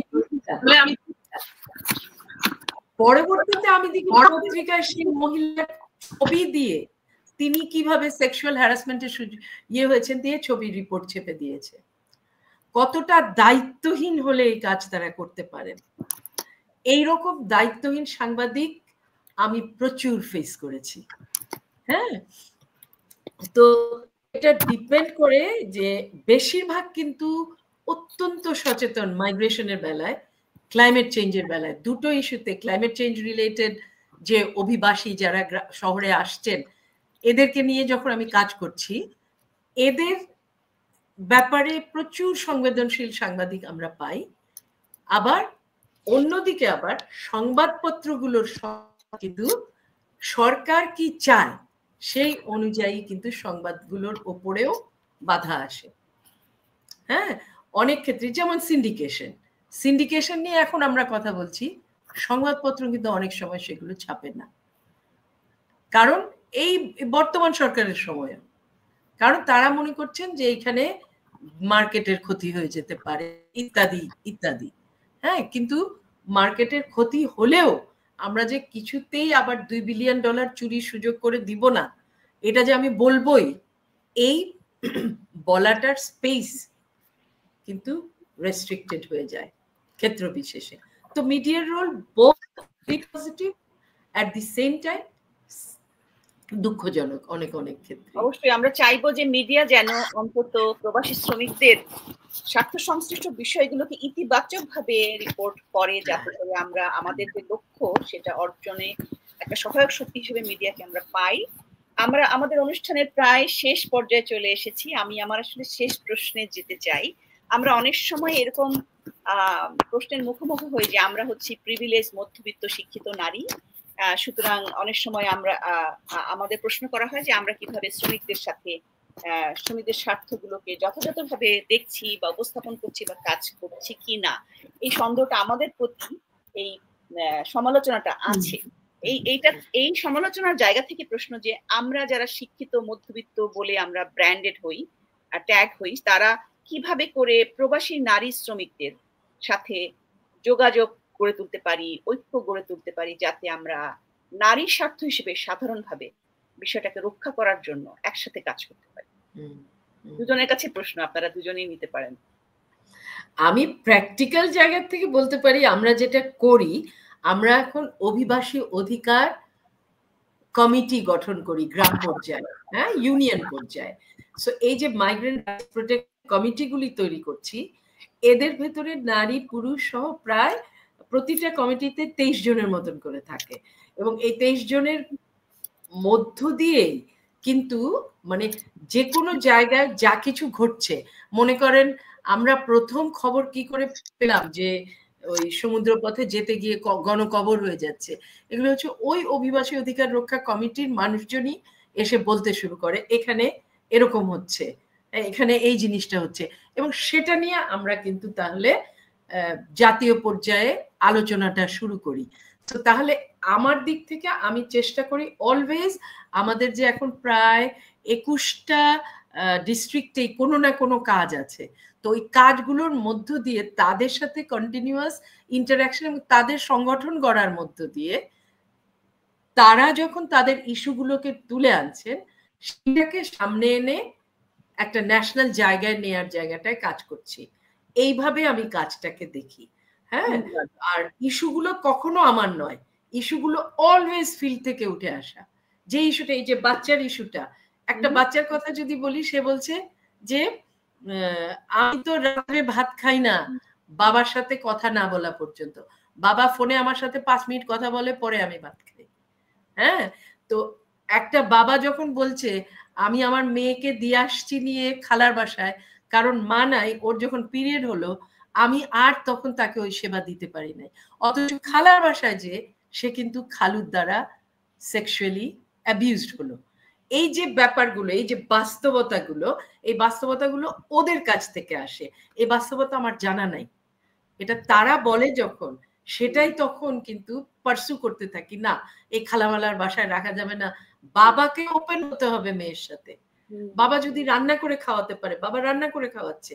এই যে স্টেরিওটাইপিং, যে মহিলা বিদেশে গেছে সুতরাং স্বামী হলো কি বেটটা বেটা বলবে, গ্রামের ভিতরে বলবে যে এটা কোনো কাজের না, এটা বউয়ের কামাই খায়। এই যে স্টেরিওটাইপ, এই স্টেরিওটাইপ ভেঙে এই যে লেফট ইন চার্জ, মানে এই পুরুষ যদি বাচ্চা না দেখে, বাচ্চাকে না খাওয়ায়, স্কুলে না যায়, মাইগ্রেশন সাকসেসফুল না। তাহলে এই কথাটা, অর্থাৎ এটা যৌথ, এটা স্বামী স্ত্রী উভয়ের একটা কাজের ফলাফল। তো এই জায়গাটায় যখন নিয়ে আসতে পারতে হবে, ঠিক বৌদের বেলাও এরকম, বৌদের বলবে যে স্বামী চলে গেছে, ও প্রেম করে বেড়াচ্ছে, খুব সহজেই কথাটা বলে দেওয়া, স্বামী চলে গেছে, ও ইত্যাদি ইত্যাদি নানান খারাপ, খুবই কমন প্রবাসী স্ত্রীদের জন্য। এই অথচ এই বউ যদি তার রেমিটেন্স ঠিক মতো ব্যবহার না করে, যদি বাচ্চাকে স্কুলে না পাঠায়, শাশুড়িকে না দেখে, শ্বশুরকে না দেখে, তাহলে ওই সংসার টিকে থাকে না। সে দুটা রোল প্লে করে সংসার টিকিয়ে রাখে, তাই না? আর মানে ডেপ্রিভেশনের ব্যাপার তো আছেই, তাই না? একটা স্বামী যখন চলে যায়, দীর্ঘদিনের সেক্সুয়াল ডেপ্রিভেশনের ভিতরে সে বাস করে। হ্যাঁ, সেই জায়গাটা একটা পুরুষ যখন বিদেশে চলে যাচ্ছে, কেউ জিজ্ঞেস করে না ও ওখানে গিয়ে কি করছে, ও কি totally committed towards his wife, এই কথা কেউ প্রশ্ন করে না। কিন্তু একটা মহিলা একা থাকলেই বলবে তার চরিত্র খারাপ, মহিলা বাইরে গেলেও বলবে ওখানে গিয়েও সে খারাপ কাজ করতে। এই স্টিরিওটাইপগুলি ভাঙতে তাদেরকেই লাগে সাথে, একেবারে সামাজিক সাংস্কৃতিক পরিবর্তন দরকার হবে। একেবারে ধন্যবাদ তাসনিম সিদ্দিকী, আপনি আসলে এত রকম জায়গা থেকে আমাদেরকে যে অন্তর্দৃষ্টিগুলো দিলেন, সেটাতে আমরা সত্যি সবাই উপকৃত হলাম। তাসলিমা যদি বলতে চান এই বিষয়টাতে, যে আমরা কিভাবে করে একটা যোগাযোগ ঐক্য গড়ে তুলবো, যাতে করে আমাদের এই বিচ্ছিন্নতাটা দূর হতে পারে কিছুটা হলেও। যে আমাদের গ্রুপগুলিতে এসে তুমি বক্তৃতা দিবা, আমাদের এই মেয়েদের যে মাসে মিশে তার মাসে অনুষ্ঠান করে। নিশ্চয়ই।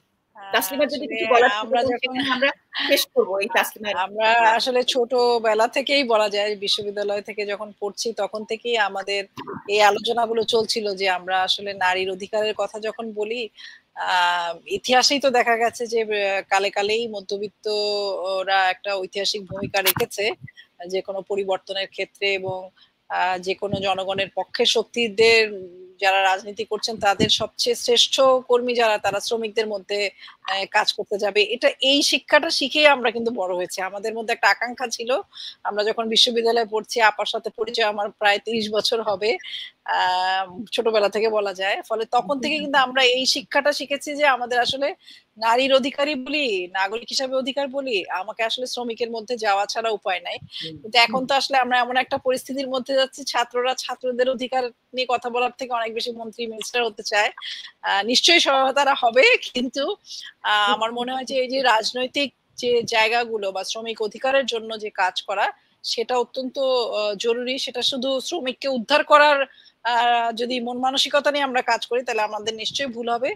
আমাদের আসলে পরস্পরের যে সম্পর্ক, সেটা আসলে আমাদের নিজেদের মর্যাদা নিয়ে বেঁচে থাকা এবং আমাদের রাষ্ট্র এবং সমাজকে একটা মর্যাদাশীল রাষ্ট্র এবং সমাজে পরিণত করার জন্যই আমাদের আসলে ঐক্যটা দরকার। আপা যেটা বললেন, তাসনিম আপা, যে বাংলাদেশে বিভিন্ন জায়গায় তারা প্রবাসী কমিটি করছেন, তেমনি আপনারা যারা আসলে এখানে সাইমা, আপনি জাহাঙ্গীরনগর বিশ্ববিদ্যালয়ের শিক্ষক ছিলেন এবং বাইরেও এখন শিক্ষকতার কাজ করছেন, আপনাদের মতো যারা মানে জনগণের অধিকার নিয়ে আপনারা সবসময় সচেতন এবং আমাদের গণতান্ত্রিক আন্দোলনে আমরা পাশে পেয়েছি। আমরা মনে করি যে এই প্রবাসী শ্রমিক, নারী শ্রমিকদের বিশেষভাবে নারী পুরুষ উভয় শ্রমিকদের পাশে আপনারা থাকবেন এবং সেই দেশগুলোতে প্রত্যেকটা দেশে যাতে আমাদের নারী শ্রমিকরা যাতে তাদের অধিকার এবং মর্যাদাটা পায়, সেই ক্ষেত্রে সেই জায়গায়ও সংহতির সেতু বন্ধনটা তৈরি করা, সেটা আমরা বিশেষভাবে আশা করি। এবং আমরা মনে করি আমাদের লড়াইগুলো কেবল স্থানিক না, এটা একটা, এখন আমরা একটা গ্লোবাল ওয়ার্ল্ডে বসবাস করি, ফলে আমাদের স্থানিক এবং আন্তর্জাতিক উভয় পর্যায়ে আমাদের আসলে সেতু বন্ধন এবং মেলবন্ধনটা করা দরকার। আমরা সেটাই আশা করি আমরা সেই জায়গায় নিশ্চয়ই পৌঁছাতে পারবো। এবং নতুন যে আমরা গণঅভ্যুত্থান পরবর্তী সময়ে আসলে আমরা অনেক আকাঙ্ক্ষা নিয়ে আছি, আমরা এটাও মনে করি যে সব আকাঙ্ক্ষা রাতারাতি পূরণ হবার নয়, কিন্তু এতগুলো মানুষের প্রাণের বিনিময়ে যে গণঅভ্যুত্থান হয়েছে, আমরা যে মত প্রকাশের স্বাধীনতা যেভাবে আটকে ছিল, যেভাবে মানে একেবারে গুমড়ে ছিল, সেটা থেকে আমরা বেরিয়ে এসে আমরা মনে করি যে একটা জবাবদিহিতা এবং স্বচ্ছতার জায়গা আমাদের শ্রমিকদের জীবনেও তৈরি হবে, ভয়মুক্ত জীবন, একটা মর্যাদাপূর্ণ জীবন। সেটা রাতারাতি না হলেও এটা একটা ইতিহাসের খুব মানে আমরা একটা খুব গুরুত্বপূর্ণ মুহূর্তে আছি এখন। আসলে আমরা কে কি বলছি, কে কি ভূমিকা রাখছি, এটা কিন্তু ইতিহাস মনে রাখবে। ফলে ইতিহাসের হাত থেকে আমাদের রেহাই নাই। আমার মনে হয় যে আমাদের ঐক্যবদ্ধ হয়ে কাজ করা এবং সব জায়গায় লড়াইটাকে যৌথতা দান করা, সেটা খুব জরুরি। অবশ্যই তাসলিমা, অসাধারণ। আমরা আসলে এই ঐতিহাসিক যুগ সন্ধিক্ষণে দাঁড়িয়ে আমরা যার যার ঐতিহাসিক ভূমিকাটা পালন করছি, হয়তোবা আমাদের মানে নিত্যদিনের বাস্তবতার এভরিডে লাইফের জন্য এটার বৃহত্তরটা হয়তো আমরা প্রতিদিন ততখানি অনুভব করি না। অবশ্যই সেটা আমরা স্বীকার করে নিচ্ছি এবং আপনি সেটা আমাদেরকে মনে করিয়ে দিলেন। আমি অনুষ্ঠান শেষ করার আগে তাসনিম আপার কাছে বলবো যে আপনার কি কোনো লাস্ট মিনিট কোনো কমেন্টস আছে কিনা সেটা আমি শুনতে চাই। আমার একটা পরামর্শ আছে। পরামর্শটা হলো বাইরে যারা মহিলারা আছেন, মানে অনেক মানে স্বামীর সাথে গেছেন এমন মহিলা অনেক আছেন, কাজ করছেন এমন মহিলা অনেক আছেন, তাদের অনেক রকম সমস্যা বা অনেক রকম চ্যালেঞ্জ বিদেশে, যেগুলো আমি দেখেছি হেলথ থেকে শুরু করে মানে হাজব্যান্ড ওয়াইফ রিলেশনশিপ থেকে শুরু করে নানান দিকে সমস্যা চ্যালেঞ্জগুলো ফেস করেন, বিশেষ করে যারা স্বামীর সাথে গেছেন।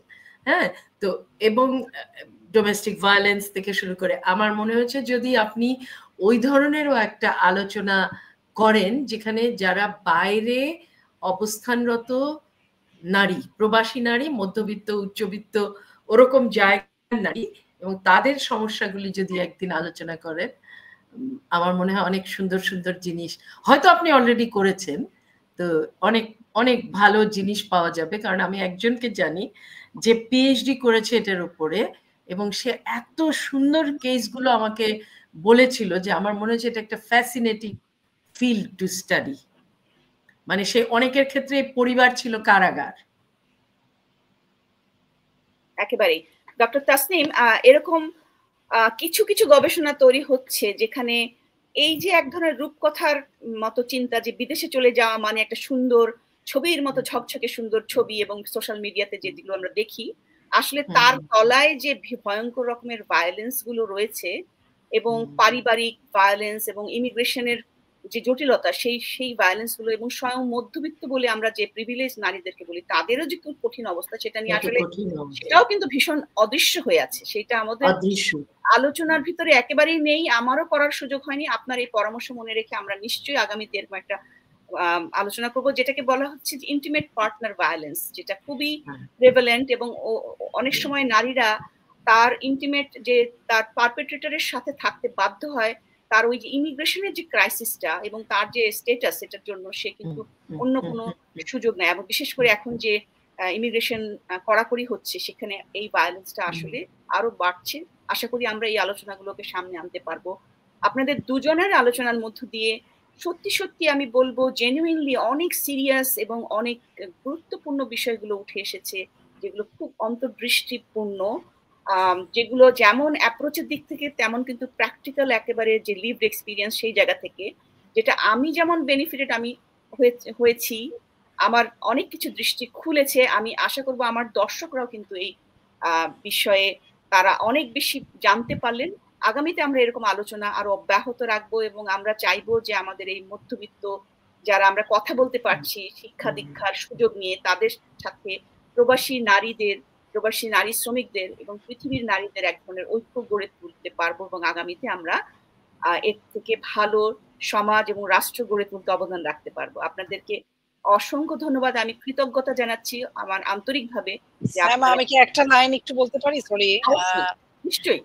দেখছি একজন প্রশ্ন করছিলেন নানা বিষয় নিয়ে, শুধু আমি একটু বলবো, সব হয়তো উত্তর দেওয়া যাবে না। আমরা চাই যে আমাদের রাষ্ট্রটা আসলে সকল নাগরিকের হোক, সে যে ধর্মেরই হোক, যে সম্প্রদায়েরই হোক, যে জাতিরই হোক, কারণ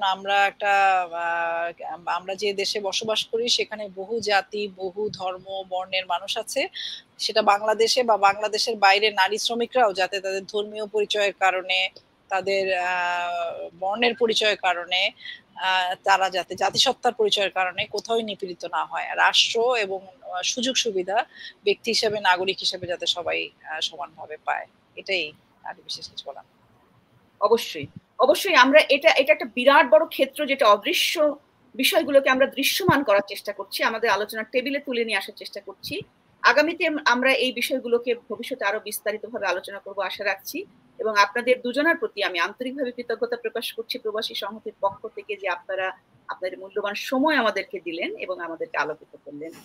দর্শক যারা শুনছেন তাদের সবাইকে শুভেচ্ছা জানাচ্ছি, আপনারা মূল্যবান সময় দিয়ে যে আপনি এই গুরুত্বপূর্ণ আলোচনায় অংশগ্রহণ করেছেন, শুনেছেন, আপনাদের সবাইকে শুভেচ্ছা এবং ধন্যবাদ জানিয়ে আজকের মতো আমি সাইমা খাতুন প্রবাসী সংহতির এই আলোচনা অনুষ্ঠানের সমাপ্তি ঘোষণা করছি। আপনাদের সবাইকে অশেষ ধন্যবাদ। ধন্যবাদ আপনাকে।